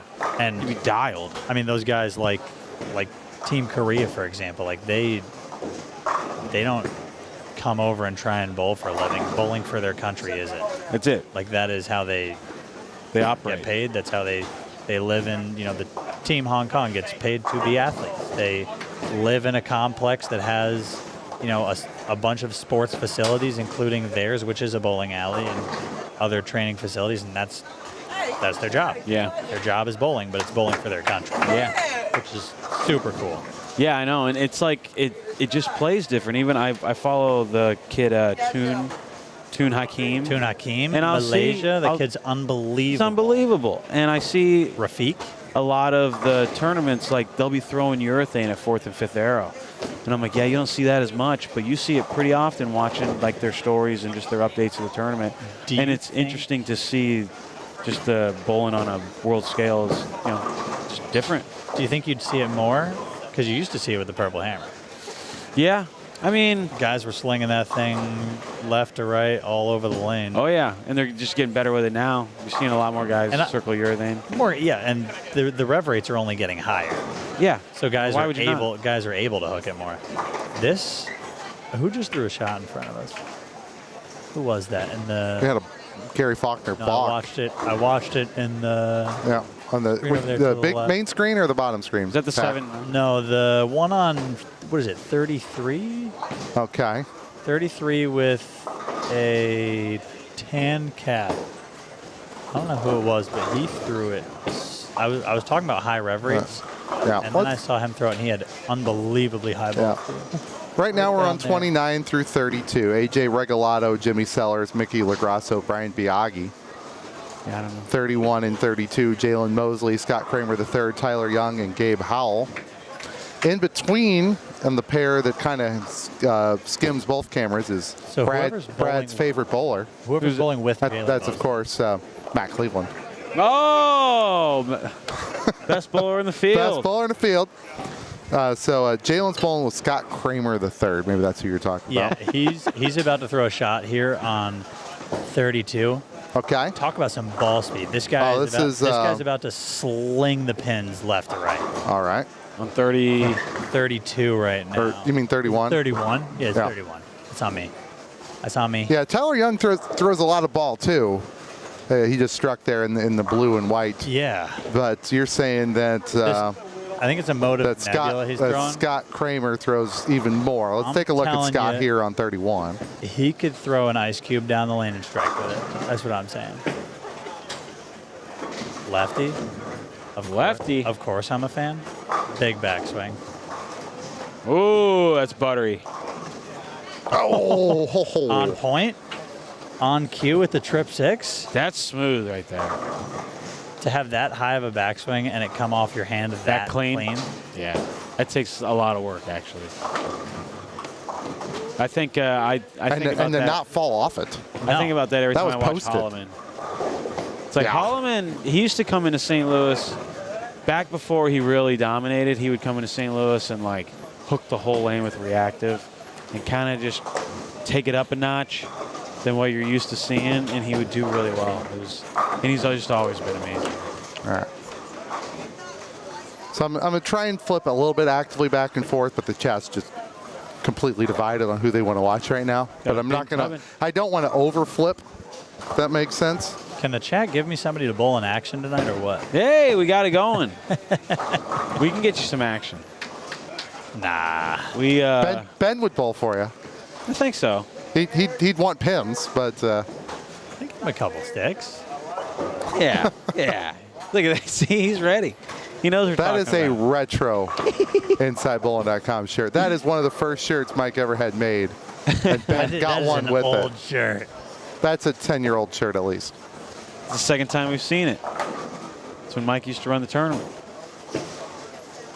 That's like an IB Open shirt kind of thing. Ben probably helped run one of them. I think we need a Packy versus Matt Ogle. Oh, okay. I want wireless microphones on both of you. I got them. I got them with me. Don't worry. They're in the car. It's tough to hate Matt Ogle, but we need it to be chippy. So you gotta. I like Matt. I know. It's hard, I know that's what I'm saying. It's hard to get under his skin. I like most people, but I actually DM'd a couple guys from Jersey way back, like probably a year ago, when I was in Jersey. I was trying to find some of the best amateurs in New Jersey, but I needed ones that were really gonna trash talk me. Oh yeah. Like I'm always kind of even keel, but I need somebody to just get under my skin, just for fun. Did you bowl with them? No, I tried to set it up, but they were actually all at a tournament on the opposite end of the state. Did you ever bowl the Bud Light Challenge? No. Really? Being from East Coast, you Prop never? Cup, yes. Bud Light Challenge. By the time I was good enough to bowl things like that, I was then out in Wichita. College, yeah. Well, the Long Island guys are always the tough action guys. Always. Cavanaro. Did Joe Skiana ever go up there and bowl? Yep. I know, there's a lot of them. O'Grady back in the day, I'm sure. Wow. You get the guys from Canada. Oh, yeah, like the David Simard. But whenever the Long Island guys weren't around, it was hard to get action going. It's like you needed the East Coast guys. You needed the guys with the East Coast energy. Yeah. There's a different vibe there. They all come in, by the way, together. Have you done anything with the underground bowling? No. But dude, no. I should. The vibe there, it's the same thing. There's a vibe that you can't get anywhere outside of the East Coast. It's the energy that they bring, and they all walk into the building as if they rented a 28-passenger van, and they roll in together and they don't leave until they're all done bowling. It is their Super Bowl. Yeah, but every tournament. But every weekend when they all bowl. That's why I love the Dougie Visions. They're just raw, man. Just people talking trash. Oh yeah, it's like after league, you're all sauced up. How about that carry? 2 spinners on the 5-7. Gotta play the rack. I think Dougie said he wants to bowl action. That's what I think. I think you gotta hop on the plane. All right, that's Nick Weber. Oops. No, he knows he's on the live stream, right? Barely. I'm not. We're laughing together. Look at him. I would say just a bit outside, except he missed the other way. He's in the Weber family. You wouldn't know it by him missing the head pin left, but he was a player at one point in time. He went to Runaway Brooklyn. Gary Faulkner, world champion. I'll never forget that year of the World Series when he won the World Championship, because EJ did some dumb stuff. The pattern they laid out for the World Championship was the pattern that the lefties loved the most, so they got 4 of them on the World Championship. And then EJ's just sitting there, leading by like 300, throwing a tag. And if you've ever thrown a tag? Yeah. If you ever, and I was on moto staff at the time. How did you like that ball at the time? Dude, you almost couldn't throw it, and this guy is just leading majors with it. And they were as slick as possible. Brad Angelo would bowl some of his block. One of his blocks, he bowled with a different ball at 500 every game. And so it didn't matter what ball you were throwing. It just had to be at 500. And he made cuts this week doing that, just going from one ball at 500. That's how thick the oil was playing. And EJ's throwing the weekest ball in the lineup, leading. And I don't know. Just something about that. I'll never forget.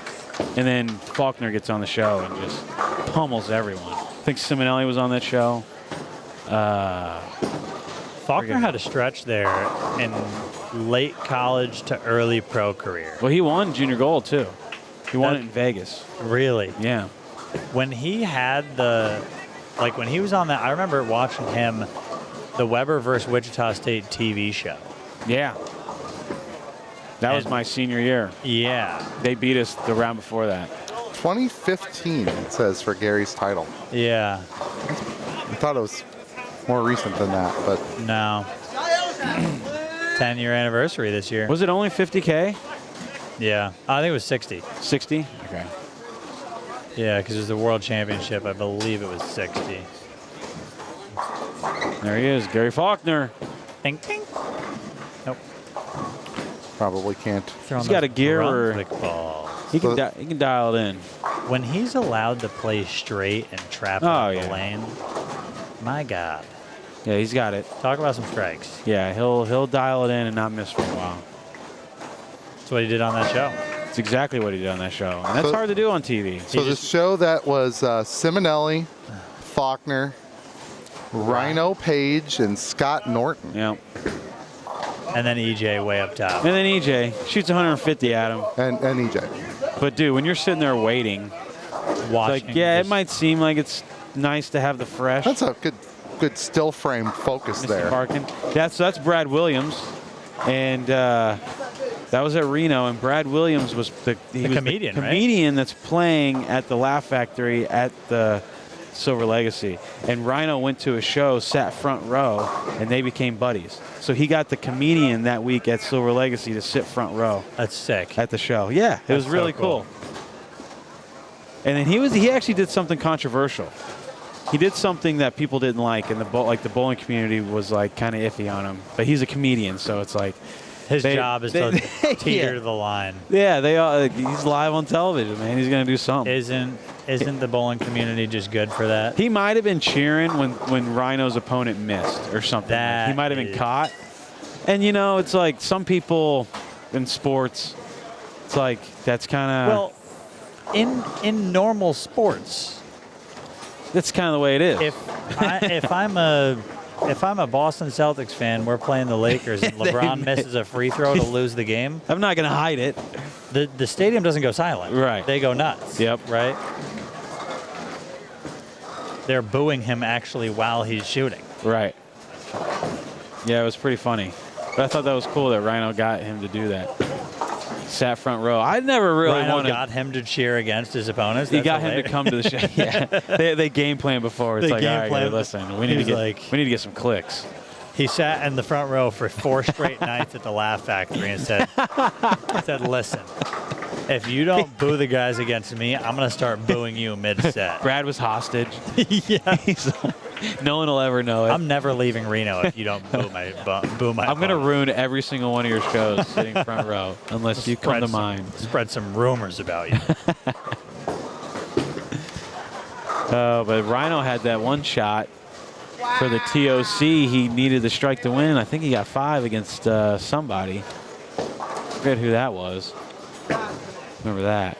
But Rhino's a sneaky guy that had a really good career. When you like sit down and like have dinner with him and talk like bowling and shows, you know, he can mention a lot of TV shows that he was on that you just don't really quite remember.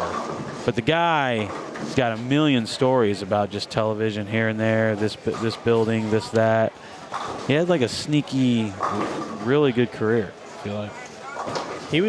For me, I mean, being left-handed, he was one of the ones you try and you don't necessarily try and emulate his physical game, but you try and emulate the things that he was able to do. Yeah. Like he had so many different tricks in the bag that he was able to go and get. Yeah. Maybe make the show when he shouldn't. Always make the show when he should.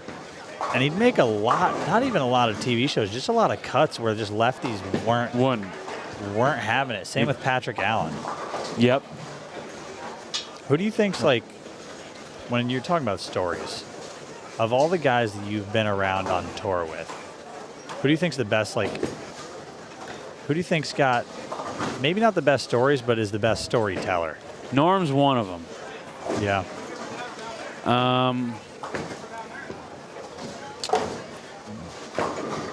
It's a good question. I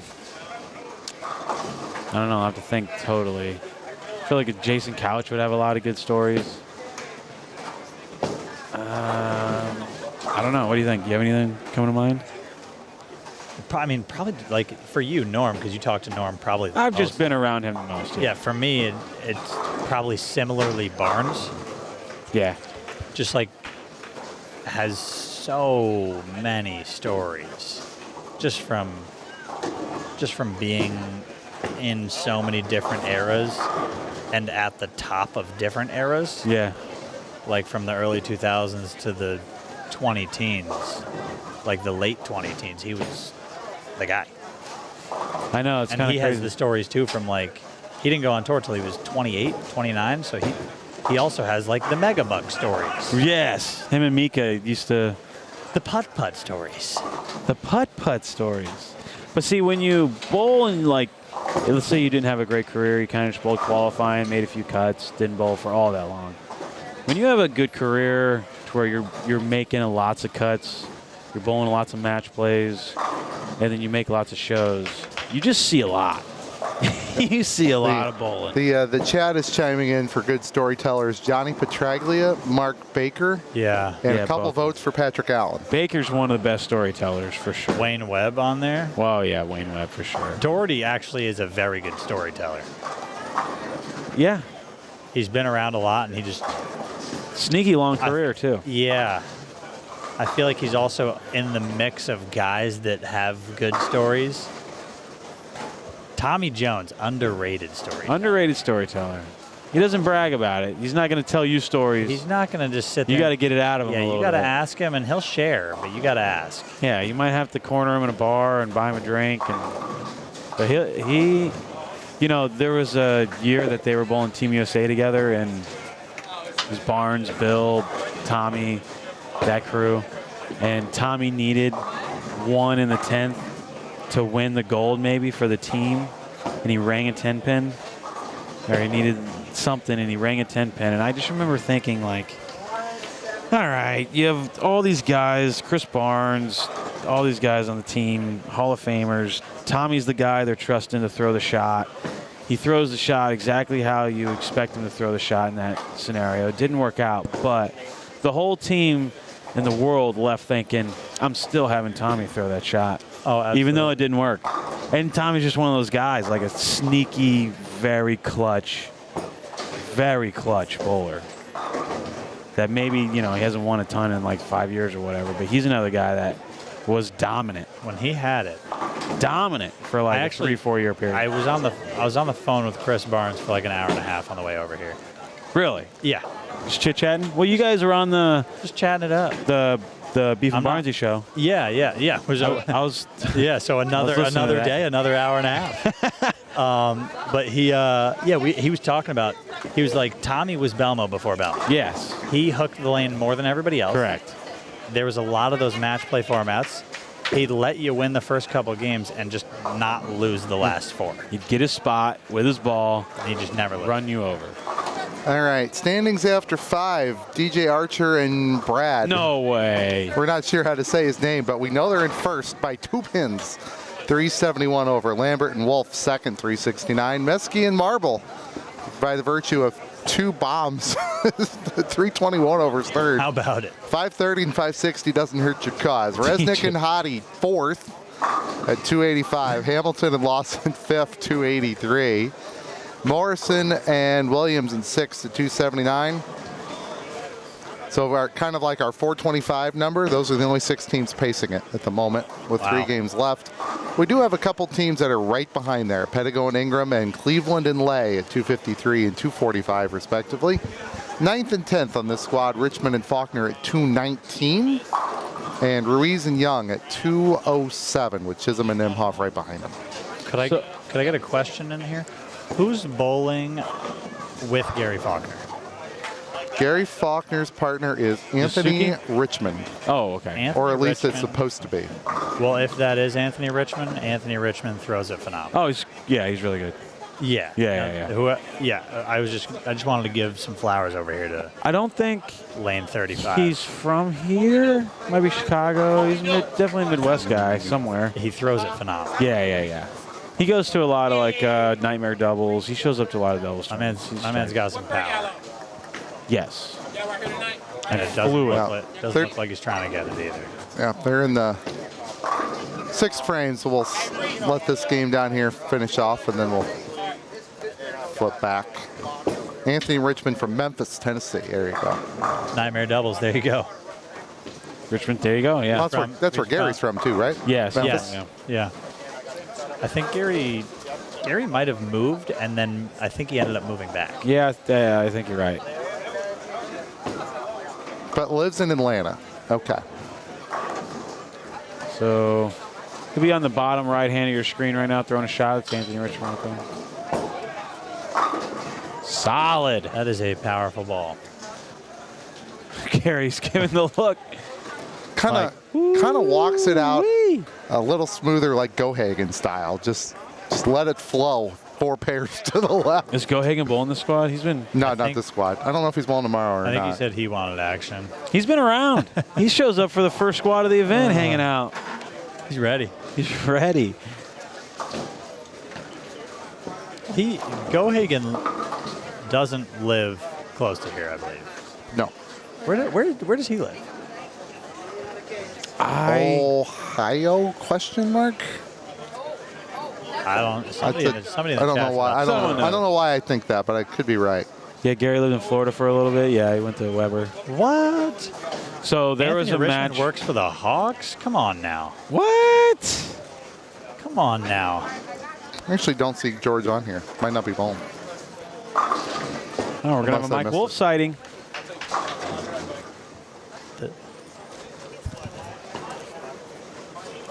440 with 2 to go. Should we give him the signals? Looks like Mike and Tony are about 440 with 2 to go. Might have some tournament leaders here. Oh, Gohagen's in Vegas. I couldn't have been more wrong. Okay. It's not close to here. I got that part right. Smooth. Oh, what? Yeah. That was a gnarly 9-8 pin. Yeah, we're still up here for about another 30 seconds, and then we'll. Brad and I are Go giving back. commentary to a lane they can't even see. No, they can see. It's at the bottom. On the bottom right hand. Okay. I was like, tell me they can see what's going on here. They can if they look really hard. All right, we'll flip back. It happens. Got to put the glasses on. There you go. He's making the spare. Well, Richmond pured an 8-pin. How about that?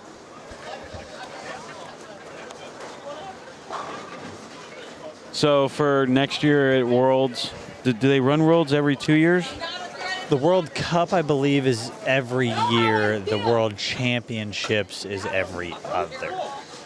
So it's tough to get all the guys together and like really practice a bunch, though, right? We have a training camp once a year for about a week. This year we actually self-organized a secondary day to, once they released the pattern, we organized just as the guys going only. Organized a secondary day to go and all bowl together and practice and work at it a little bit. But you'll still always kind of be at a disadvantage in terms of time spent together, right? It's not necessarily a candle you can. Yeah, to some of the teams. To the ones that like the Malaysia, Hong Kong. I saw Japan did really well. They got some sleepers over there in Japan. I think. I saw, was the Chinese Taipei, did they almost make a cut? Yeah. Chinese Taipei actually won the World Cup singles. Throwing it the way they normally throw it, right? Yeah, just throwing the spinner ball. So they made the round of the top 8 cut this year at Worlds? At the World Cup. Or they won the World Cup? They won the singles at the World Cup because the scores were low. Super low? And they're going to bowl their score regardless. So if the scores are really that low, they walk in there thinking they're better than everyone? Is it like that? When the scores are that low, their game isn't nearly as affected. It's affected maybe on, the minimal scale. It's like if I told you that you were going to average 218 no matter what. No matter what, yeah. No matter the what pattern tournament doesn't. you showed up to, 218 was your number. So- Well, you're going to bowl amazing at the U.S. Open and terrible when we go to Delaware. And holiday double. But if you show up to holiday doubles and average... Whoa! There's the just a bit outside. Clip the... He doesn't look comfortable. No, he's not.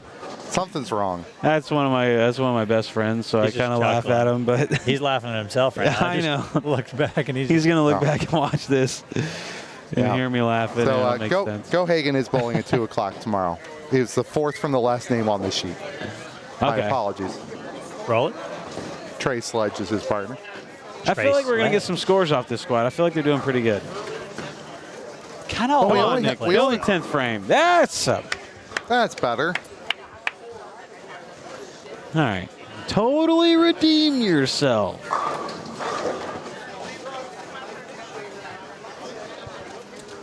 We got 2 to play, right? Two to play. You staying close to here? Staying with my long lost twin and partner for holiday doubles. Oh yeah. It's a good spot. Nice and clean. About 30, 45 minutes out. Yep. Not too far, not too close. Just far enough. Just far enough. Just far enough. Hey, at least the 10-year contract got you a place to stay while you're here. Got me a place to stay, some good company. Oh yeah. He's talking about Cameron Doyle for those who might not know.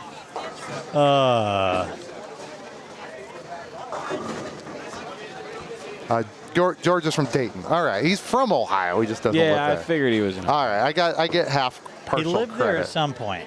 At Probably some for a point long in his time. life, he was there. Yeah. Was he ever in the Detroit area? I feel like he was in the Detroit area for a little bit. Or either that, or he just bowled a ton of tournaments in Detroit. Maybe. Or both. Maybe both. I guess Dayton isn't that close to Detroit, but there was always so many tournaments up there. Whoa! If you're somebody like as good as him, though, willing to drive, Detroit's not that far from Dayton. No, it's not. They do it all the time. If he's flying from Vegas to holiday doubles, I bet he's driving to Detroit from Dayton. Yeah, I've been driving a lot more than flying ever since the back. I used to use Southwest. And I've been flying a lot more than driving. Really? Yeah, absolutely. What have you been using? Southwest? United. United? You just putting in a bunch of points? Just got the status, so 3 bags at 70 pounds for free. Oh, yeah. Can't beat that. That hurts. What do we got on the make here? I don't know. He's really mad he left that. So Which I would be too. He's going to hook at it, though. You think he's going to hook at it? Yeah. I think it's a, what do you want, 10 to 1? If he makes it, I want you to give me 1 push-up at any time of my choosing. Okay. Please make it. A little too hard. He was amped up. I'll give you 1 push-up at any time. It's going to be in the middle of your block. All righty. The only thing is, if there's any to make the cut type situation, No, but I'm not doing I'm it. hammering it. I'm not doing it. I'm just going to pray you guys are going to be right around the cut because I know I've got this card. We're going to be on the bubble. You're going to be the one on the bubble. Like we're going to be Packy- bowling. Yeah, you're going to call me. Oh, in I the need 10th you to miss. frame, and you know what I'm going to do? Click, click, hang up. Not answering. I need Packy to miss for me to make the cut, and I pull the 1 push-up card. And I'll throw my strike, and I'll do my push-up at the foul line. Oh, that's epic. Oh, yeah. Before it hits the pins, the push-up's done. Yeah. All right. Game 7, Andre and Jason Eubanks with Jake Nims and Mike Wiedemeyer. Now, that's a lot of hands. There you go. I Next believe- door, Sean and Kelly Holmes, Brad Moore, Garrett Lawson. Game Jason- 7. Jason Eubanks, I believe, is Hit It Harder Bowling. Oh, yeah. Is he? Yeah. Is that a YouTube channel? Yeah, it's his YouTube channel. And I think he's also got his own bowling ball. I like people like that because it tells me they're savvy. Yeah. And they just kind of do their own thing. And he's got his own bowling ball. Good for him. That's like a 220 average bowler. He'll just take random balls and cut them in half. And Oh, that idea Get was him on back the to go. chart for years for me. I couldn't do it. it's tough to do. Good spare there. Oh, yeah. Get me out of here. Huh. DJ's partner is Brad Cirillo. That's amazing. Brad Cirillo. Cirillo. The O disappeared somewhere during the squad. All right. So I'm like, I don't know what to say anymore, but DJ said it's Cirillo. Okay. All right, so we got a Jake Nims right here on the right side. We're going to have a Tony Lanning and Dennis Hacker says, Wolf, I got right? a high school kid that I require a plank when he misses a single pin, and he has to hold it till it's turn again. Bravo, Don't miss man. your single pins, kid. I respect the hell out of it. Hustle. Hustle. Hell yeah.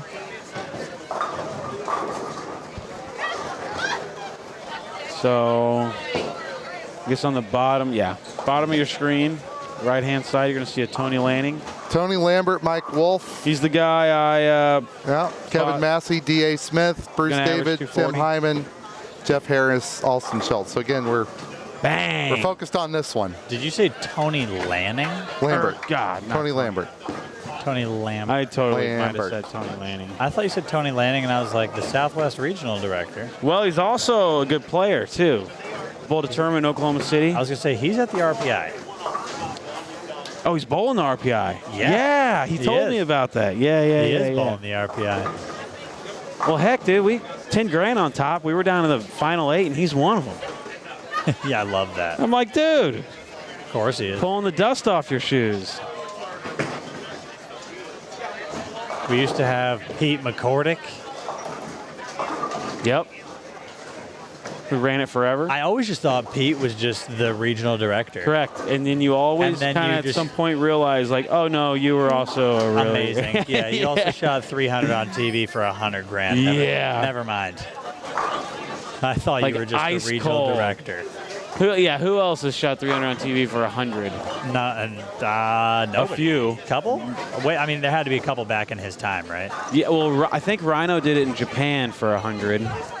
Oh, 100 US. I don't know. It was a lot. The legend has it that Arturo has shot 300 for like 6 different cars. What? In some of those South American tournaments, they get like Cars? dealerships or car companies to sponsor the tournament, and the first person to shoot 300 wins a car. Hey, that works. And he's done it like between like 4 and 6 times. Which, I mean, whatever. It fits. Yeah, it does. It fits. He's got some ice coldness in him. Ice in his veins. Did he just show up with an Uber expecting to win a car to drive home? Yeah. Hustler, baby. Yeah. Show up in an Uber, go home in the car. Say Johnny P did it. Bob Learn did it. Did they all do it for 100,000? For a while, it was like 10,000. It's still 10, yeah. And for majors, it's more, but then For a very small stretch, if you did it at one of the majors in the championship match, it was $1 million. but no one ever did it. No. It was close. I want to say somebody had like the front 5 or 6. Prather shot 280, but that was strike spare, bunch of strikes. Yeah, Tommy Jones had that 300 to beat Darren in the final at the Hall Down of at the Fame Classic. ITRC. I don't know if it was that same year, but Say Voss didn't. Learn did. Johnny P did it for 100K.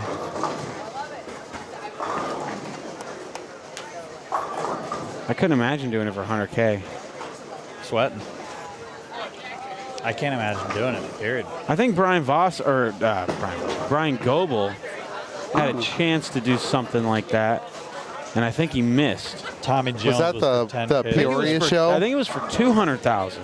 Whoa. If I remember correctly. Wasn't that the 296 to I think he got 280 game at Landmark? Wasn't that for some absurd money and he bucketed?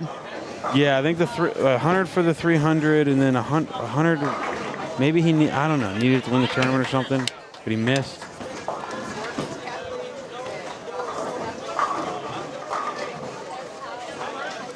Not Goebel.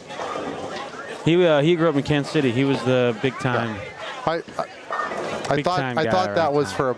I don't know why I think that. But I thought that the 296 game was for a bunch of money. I could be wrong. It was definitely for. I don't know how much. It was definitely for something. Somebody knows. That's on YouTube. We can go find it later, but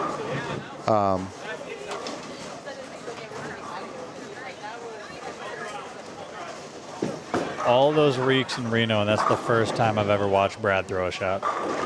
All the what? All those weeks in Reno that we spent, that's the first shot I've seen Brad throw. Oh, yeah.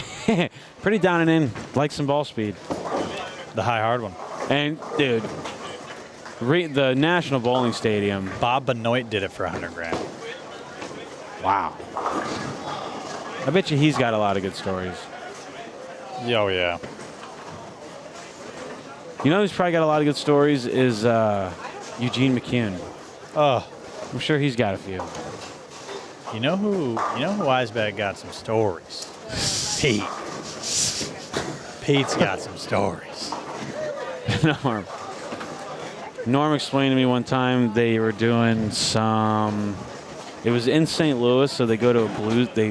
Him and Norm Duke go to a blues game to do a halftime show, and Pete's the local hometown guy, best in the world at the time, Weber, whole 9 yards.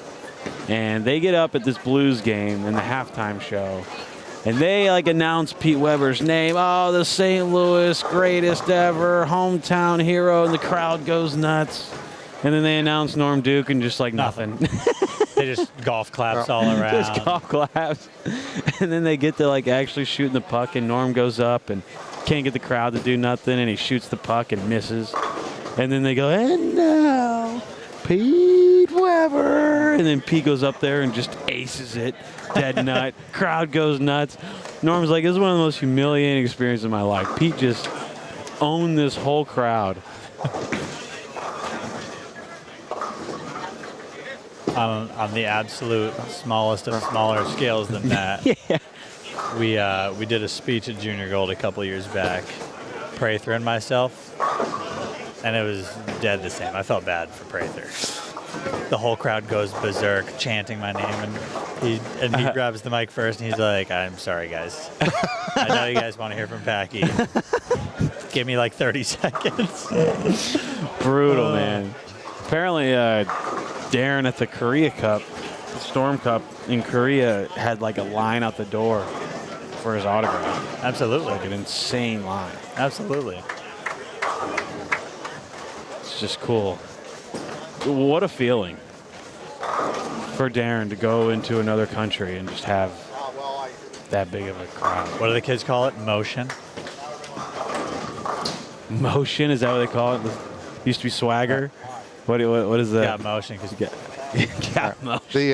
No matter where he goes, people move. All around. Yeah. That's it. The chat was saying the True Value Open in Peoria was for $200K. $200K. And if it was a shot thrown for $200K. I was going to say, what's the most money a single shot has been thrown for? But it really would be just whoever won the biggest tournament, right? Tournament, yeah. Well, I mean, but it'd be the difference between first and second of that tournament. Because if you lose, you still get second. It would probably be those high rollers. Well, Mika won for $150, I believe. Well, so $150 or $250? It would be one of those roll to riches with Barnes and Tommy and those guys where it was $200 to win, 10 for second. Yes. I remember that would be that'd probably be the answer. The roll to riches. But did any of them have one shot that determined it, or was it already sealed up? Yeah, 250 to 190, frame, right? Yeah. That's not one shot, win or lose. Difference in dollars is blank. Could you imagine the high rollers or the Hoinkies paying $150,000? That would just seem absurd, just as of late. And somebody posted a picture of those prize funds a while back of the top prize, and it was $100K for so many years. Yeah, just seems like a lot. And then they stopped doing it when it got down to 30. How many entries do you have to pay $100K? I think it's a lot of entries, but even more importantly, a lot of sponsors. Have to be all of it. I mean, $100,000 for first. That's normally. Brad, let's game plan. How do we get there? How do we get to host a tournament that we could put up $100,000 and not be sweating it? Well, you got to do what the Internet Invitational did. Did you see what they did on the golf, Barstool and Bob Does Sports? No, Did you I catch didn't any of see that? it. Yeah, I saw the whole thing. Come on. Everybody It's did. amazing. So they run it for $1 million, Their and then they ad got spot for Dunkin' Donuts was unreal. The best. The way that they incorporated that into the video. They're I just so watch genius. I watch it from a different perspective that kind of ruins the fun for it. Yeah, you Like, watch all this shit they do. I'm like, oh, like I'm watching it for entertainment, yeah, but I'm like when they do like the Dunkin' Donuts ad or the Gatorade, or I guess it was Body Armor for them. But I watch them do these ads and they incorporate them in the video, and I'm like, man, that's like so cool how they incorporated that without making it a real ad. Because everybody loved the Dunkin' drinks that they got, and there was a little pop-up shop.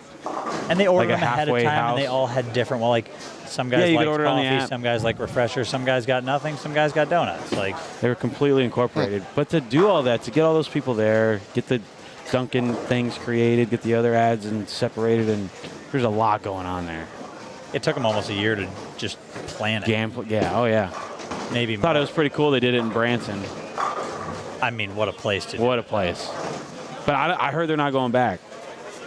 I think if you're going to do it again, I just think you have to do it at a different course. But yeah, so if we're going to get to that type of numbers, it's not going to be the first time running the event probably. You're going to have to run it, knock it out of the park, and then go to someone with the data probably. I don't know. But now, so in the Internet Invitational, they're going to be able to go to sponsors and say, hey, we want to run the second one. We for want 7 $20 million. Yeah.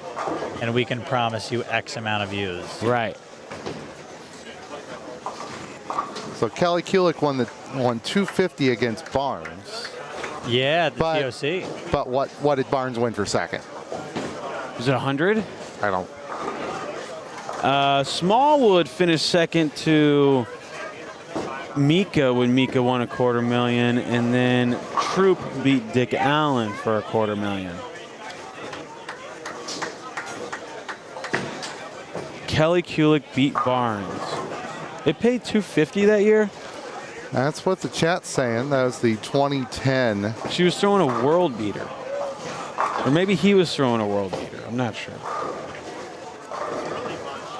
$250 for first place. Hey, there's Reno again. Total purse, $1 million, 2010. First place, $250 for the TOC. So that was Kelly Kulick's? Yeah. Could you imagine? I'm trying to look up and see what second place paid. That's the question. Could you imagine being Kelly Kulick in there? So that game was 265 to 195. So there would not have been a shot in that match to determine it. It was already over. She obviously did win, but that's just one of the greatest accomplishments. So Brian Goebel 296 versus where's the scroll bar here? It kind of. Oh, she was throwing a mission. The red one. Where's that scroll bar again? It kind of goes away real quick, and you gotta be real careful with it. I don't want to like block anybody on accident. I'm really trying not to, because somebody just posted it and then it went away. Come on. Yeah, he threw the world beer the first game, I think. And then Oh, there we go. She was throwing a mission. All right, Goebel 96 versus Duke 280. If Brian strikes, it would have been 200,000. To win the tournament was 43,000, and he left 369.10. Not a. So if you the 100,000 or 300, they doubled if it was in the title match, maybe. Is that what went down? Something like or that. Or was just 200,000 to shoot 300? That seems crazy. I mean, just for kind of reference on the big stuff, the Showboat entry in 1999 was $1,100 for the big high rollers out there, which is a lot of money. But that's $1,100 in 1999 money. Yeah, that's why so many of those guys had backers and sponsors. Because there's just one game too. 2 games, I think. Is it 2 games? You were guaranteed 2 matches. 2 games. Well, I think the matches were 2 games a pop. 2 games, probably, yeah. So that's $2,200 today. That is a nix. To bowl 1 or 2 games, depending on the format. Hey, what happened to the Midnight Bowler Society? Can we get that running again? I know, we need to get it running. It just fills it out at just a pinch. it's kind of a, you know, there's only going to be 30 or 40 people that come every year, so you really kind of need those 30 or 40 to make sure they are available that weekend. They're saying one game. So one game. Today's equivalent of roughly $2,200 to bowl one game. And you ain't just bowling one. You're entering. If you lose, I don't know if a re-entry was but there's the same, but there were some smaller, I think there was a bunch of smaller little sweepers that still paid 30 or 40. Yeah. At obviously a smaller entry, but you never hear any stories about the people that bowled in that time period of like, oh, they just took our money. Like, no, you heard them speak about that tournament with prestige. Look at this. We got we're going to monster happen. Flip back here real quick. We all kind of oohed and awed, unfortunately, at Tim Hyman's expense. Yeah, that was painful. That 8-pin on 38 was purely unfair. Zeke's got spare ham turkey dinner, and Tim's trying to shoot. Now he's trying to shoot 78, 98, 58. Oh! I think this DJ Archer and company running into a little trouble here. Both of them got 80 in the fifth. Yeah, they're off. You'll see them creep onto the right side of the feed here. You won't see them start. Come on, Bruce. You know DJ Archer when he throws it though. When you see it on 39 and 40, if it looks like a ball DJ Archer would throw, it's him. No one else throws it like him. No. Sneaky athlete. Wolf and sneaky approach. Sneaky athlete. Wolf. So there he is on lane 40 right now. There it goes. That's DJ, and that's a strike. Mike Wolf on 36 had a string as well until he showed up. The Super Hoinky was 6 people. Top 4 move on, then one and done. So at least it was the top 2/3 of game 1 instead of half in a one-on-one match. And I believe you made money if you got through. Oh. Comment says DJ and his teammate just went -70 last game. What? You're lying. That's what the chat says. Chat never lies to us, except when it does. And there was another one that said 70. Okay, oh boy. Listen, you have to be a very, very bad bowler to shoot 150 on this. Speaking from true experience. We just like to see, we like to get our money's worth. We want to throw the spare ball a little bit. We want to challenge ourselves with some splits. When you leave a split, it's just an opportunity to do something cool. If you're a little bored. How often do you drill a new spare ball? You don't throw one, do you? I threw a urethane ball. Hey, can we throw urethane at all in the Masters this year? Oh, like for a designated spare shot? Yeah. My assumption would be absolutely not. Yeah, that's my assumption too, which means I'm going to have to go to a spare ball, which means that makes me nervous. Brad, I got one just for you. You're going to give me a house spare ball? I got one just for you. We just made one. Lindenwood colors for you. Where is it? I'm searching. I'm through the depths now. All right. While you're looking up that, we have standings after game 6. Let's get to those real quick. Just made the yellow one. Here we go. Lambert and Wolf, 439, have the lead by 100. Whoa. And they will maintain the lead after this game at least. They're pacing. You are correct, sir. They're going to lead the game. Solid score. Are they going to get to 6? Well, let's talk that through real quick. So they're 439 right now. They can get to 55 and 46. They're going to need 170 over the next 2 games. Be tough. Probably fall. So they need, would be a little short. They need 160, but they might get 100 of it right here. If he strikes here, they're doing it.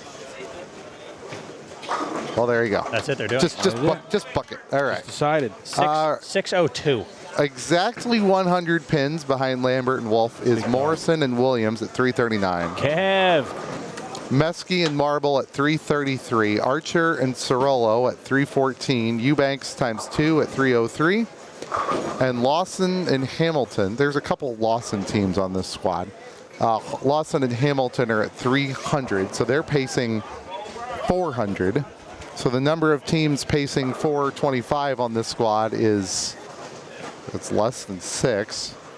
It's less than 5. Eubanks, this game. The Archer and Cirolo, after that pothole there, they're pacing 418 and 2/3. Eubanks and Eubanks right now are bowling a low game. You got 214 for one of them, and the other one's got 170 out. So they're going to go minus this game. Okay, they were at 303 over.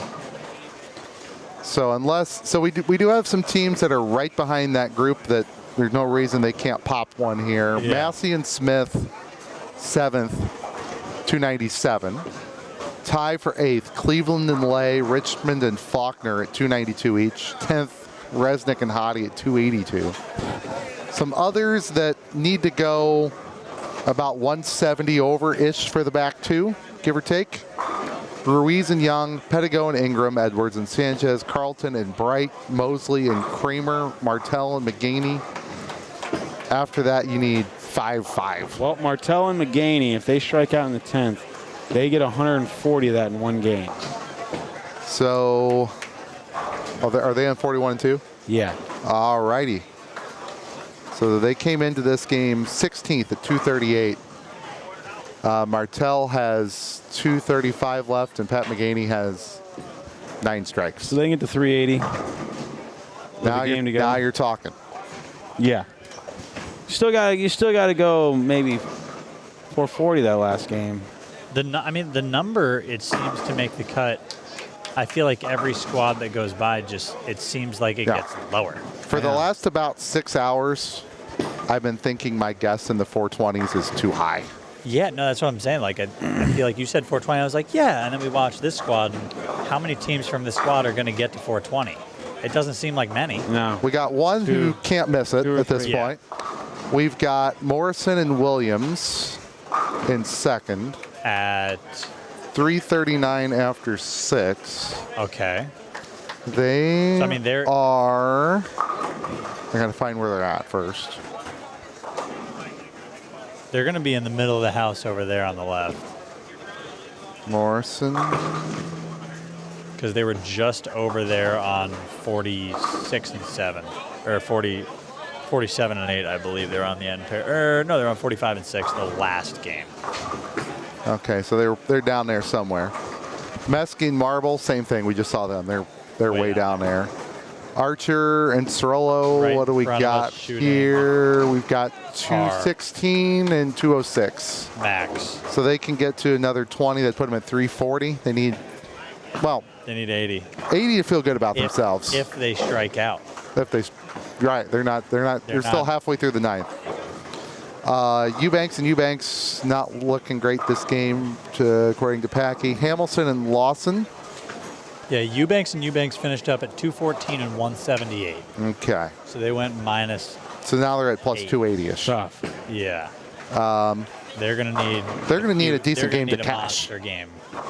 Right. So we have Hamilton and Lawson. They started on 23. Right now they're on 11. Way down there. Massey and Smith are with Lambert and Wolf. And they've got they got 215 already in the book, and then so they figure off 60 over. That put them at 360. Absolutely. Williams coming right in front of us here. All right. Bring it home. So certainly can't out Kevin Massey and D.A. Smith absolutely in the hunt here at plus 3. It'll be in the 350 range now with that. I'll give him the credit for the 3-pin as a left-hander. He probably is right-hander, should make it anyway too. Cleveland and Lay started on the lower end, 16. They're down on 3 and 4, so we'll figure out when they come back. Tony Lambert. Richmond and Faulkner. So here's our leaders by a chasm, a full C note, and counting. It's only a matter of time. Well, Tony's been striking pretty much all day, and now Mike's caught up with him a little bit. Tony doesn't know what it's like to not strike. At one time at Redbird, like 10 years ago, he was Yeah, lost. maybe he'll give you a story about the time that The he didn't plastic, outstrike he it. threw plastic at Redbird most of the time, and plastic just wasn't looking good one day, and he tried resin, and it just didn't work, and then the tournament moved away from Redbird when it closed, and it's been fine ever since. But here's Tony. There you go. And the crowd goes wild. Look at him. Swagger. So that'll put these guys Motion. at around, so they're at 439. They could be at 530. What's up? 535 if Tony strikes. So they need a solid game to take the lead in the whole thing. They're already leading the squad by a lot. Oh, Do it. yeah. Little area check. Martell finished with 214. Pat McGaney 279 if he strikes on the fill shot. We noticed, so he didn't strike, and he fill shot always strikes too. Who's Mike Wolf's partner again? That's Tony Lambert. You said a little area check. He also area checked the one in the 7th for a brookie. Oh, we had the Brooklyn. Parlayed it into 250 like a true champion. Oh yeah, he knows what he's doing. If there's one thing to say about bowling, you gotta capitalize on the lucky break. Yo, he knew he had some bad shots in him, and he just picked the perfect time. He picked the right rack. And make sure it's bad enough. Yeah. Like this If- rack's bad, this is a good time for a bad shot, and then you execute the bad shot on purpose, but most people don't know. Brookie. But flush. Oh, but flush. But flush. And people think, wow, what a bad shot, and you're thinking, no. Yeah. I'm one step ahead of the game. Yeah, we do have a very as usual Mesky point. Well, Mesky and Marble are up there, so we're watching them right now. But Dennis Hacker's great point. Is it about time for the teams that maybe thought that they weren't coming back to maybe not make plans to leave just quite yet? Yes. Those teams in the high 400, maybe the 395 to 420 range. Stick around. Maybe don't leave. I would for sure at least check before you leave the St. Louis area. I would at least wait till the end of tonight to see what the scores are looking like. Tell the hotel.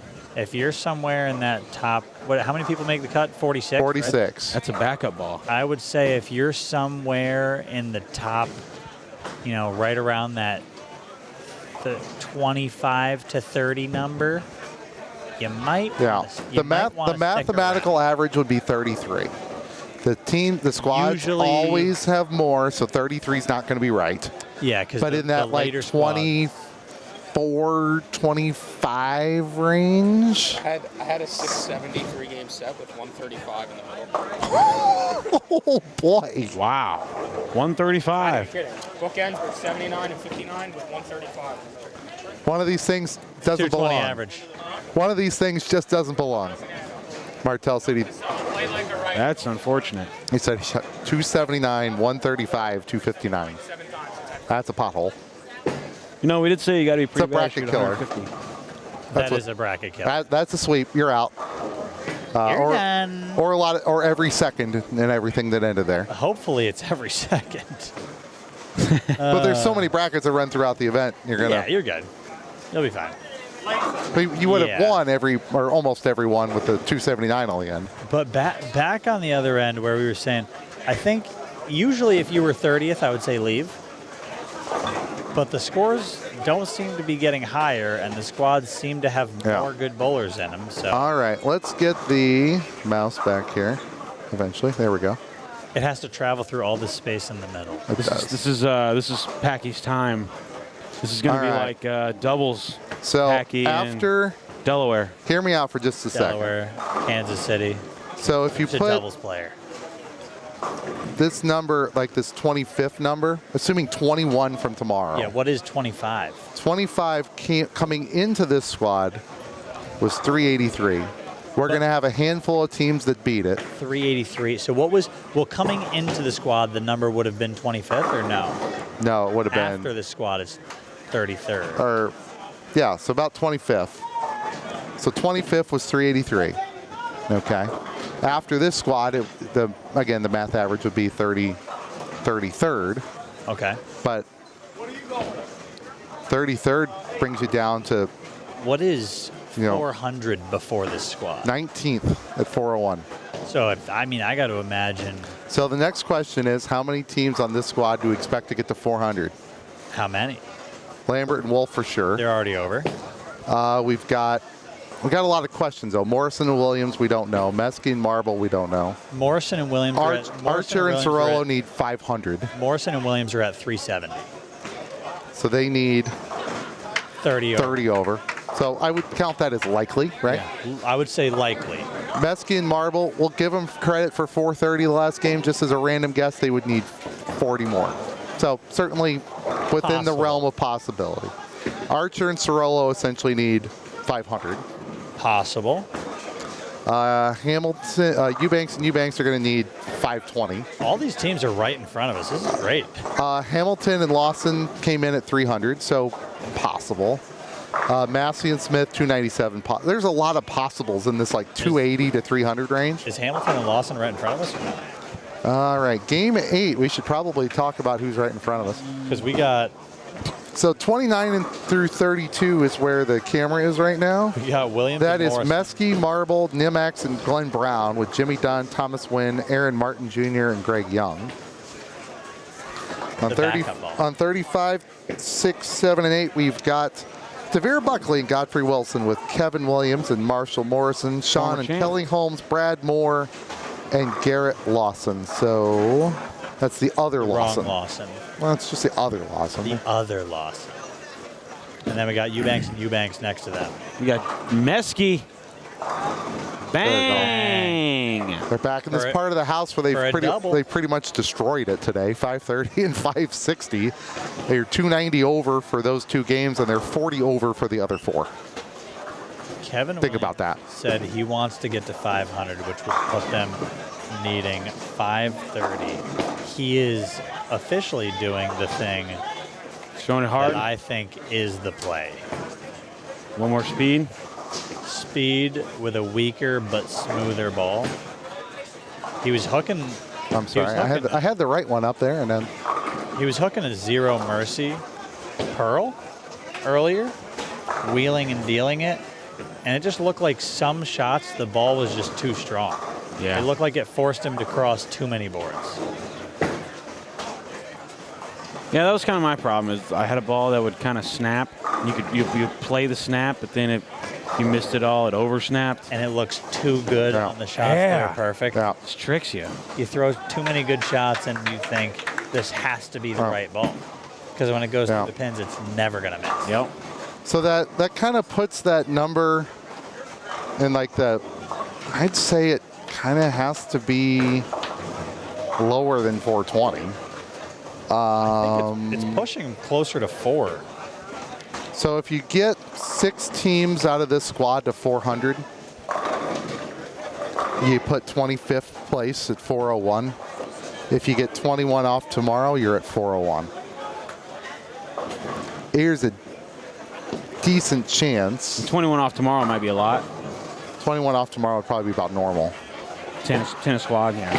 Well, it's more like 14 and 8 or something like that. Tomorrow's squads are usually stacked. Yeah. They are. They're no different. But it's possible that that number is below 401. If we only get 3 or 4 off tonight, then that leaves a lot of room for it. I mean, not a lot of room. That just puts it. That puts the number. So here's the interesting thing. There's already a 395, 96, 97, and 98 posted. Are there any ties? That's what I'm interested in. The 431 tie, I don't think we have to worry about anymore. I was hoping for a... The next tie down 371 is at 371. I don't think we're going that far. Too low. I was hoping for a 4. I mean, with all of those 390 numbers already being covered, it's very possible that one of these teams gets to 390. Absolutely. Or one of tomorrow's team gets to 390. Whether it's a tie or not, who knows? Yeah. We do have some 390s uncovered. 1, 2, 3, 4, and 9, just in case anybody wants to post one of those. You don't want to be tied with anybody. Fill the board. Fill the board. Yeah, I'm gonna now take my under on. I think if you're at that 421 number, you got a little bit to worry about, but it's certainly moved down.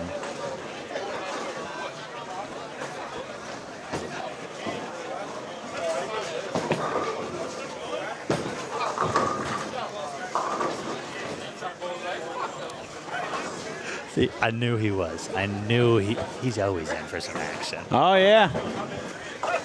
Look at him. He's got his coffee in hand. It looks like he's drinking coffee. They asked me, they said, you bowl tomorrow? I said, yeah. And I go, you trying to bowl tonight? He goes, he had some explicit language, but he said no. That was not GG3's answer. His answer was, absolutely. He's ready, Always. man. Bred to do it. Always. People think differently about action.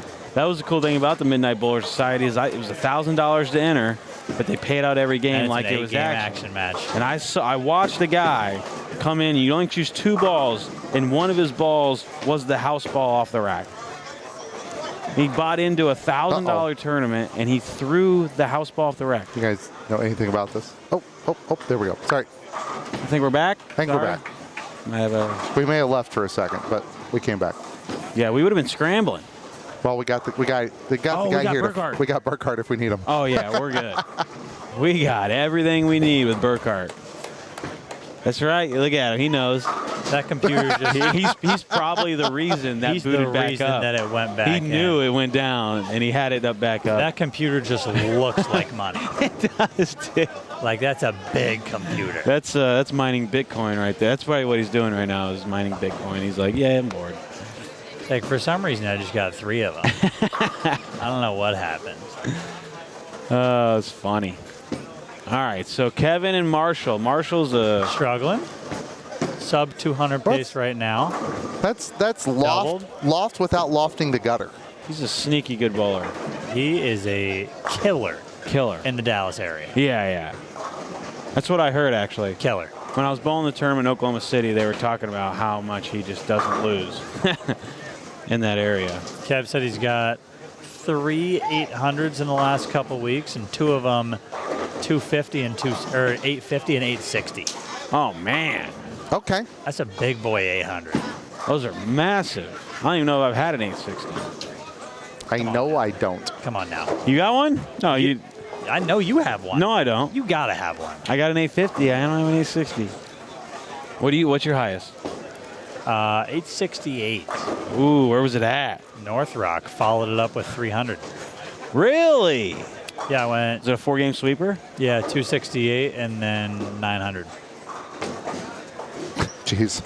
I went spare sheet. For 4 games. And then 900. Well, I went spare, and then 46 in a row. It was wild. I ball changed after the first 3 frames. It didn't miss. Crazy. And we were changing pairs, which I tell people are more surprised that we change pairs. I'm not shooting that if I'm ruining on the same pair. If I'm ruining my own lane. Oh yeah. I gotta switch pairs. Yeah, it's nice. Imagine just always bowling on the fresh. It's nice over there. You'd shoot 900. Oh well, maybe like 8. Maybe like 80. 879. I probably missed one a little bit. Kevin's got it going. The heater. Yeah. Got a 5-bagger. They're feeling themselves. All right, brother. You good? Guys, we got a late one. But best series I've ever had were 824 and 825, and they both had a. Are we good now? It looks good. We're still showing poor. We're showing poor. Which is the opposite of excellent. Is it now? Whoa. Too much Bitcoin mining in the corner? Yeah.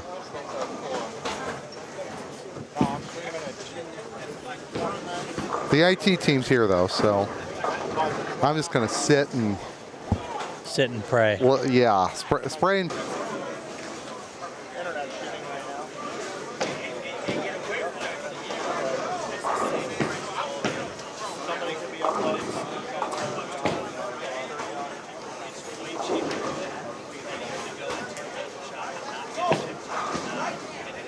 All right. You guys want to look through standings? Is it a real life? We have standings. We don't really know if anybody can hear us. Are we back online? I don't know. Let's peep the numbers. But you and I can, the three of us can chat through it, and if anybody hears us, that's fantastic. It's better than it was. The internet's working. There's nothing we can do about it. Can you guys hear us?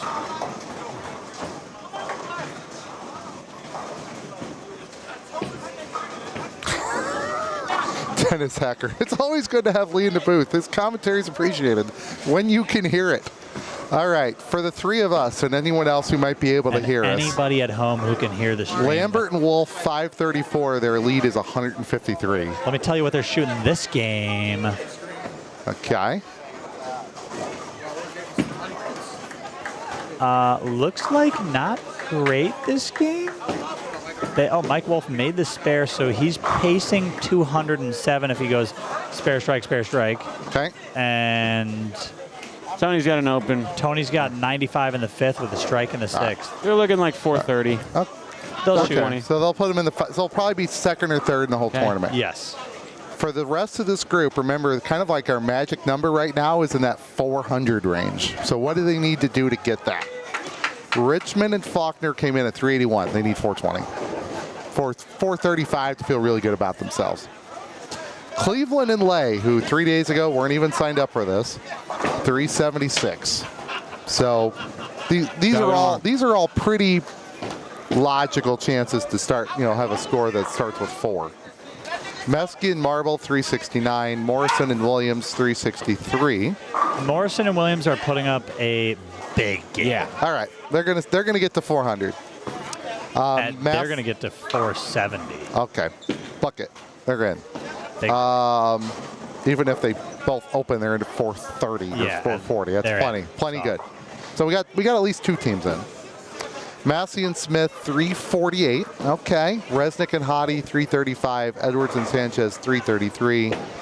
Martell and McGaney 331. Hamilton and Lawson 320. Everyone else needs 500. 500? Well, to get to 405 to 11th place is 295. Right. They shoot 500 from there. They get to 400. They don't. That's not good enough. The Eubanks crew is probably out at this point. They are 293, so they're not going to shoot 500. They're not going to make it. They can probably. They need to strike the cash for a little bit, but they're not going to. They're not going to make the top 46. Just because 11th place is who it is, Archer and Cirillo. We'll say we got 11 chances to get to 400. I'm going to say it's rolled it. Yes, he did. A lot less than 11 actually do. I'm trying to find if any of them. I know, I'm looking around too. Any of them are in the neighborhood here. Well, the cross with Lambert and Wolf is Massey and Smith. What do they got, Packy? What do the cross with Tony and Mike Wolf have? The cross with Tony and Mike Not Wolf. much. It looks like they got a bunch of opens as well. Yeah, under 400. Wow, low. They got 190 and they're going to shoot at best 4-0. Well, they need 450.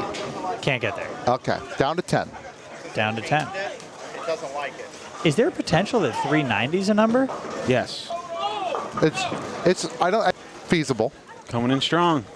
They came in this last game in 7th. Just for a little frame of reference.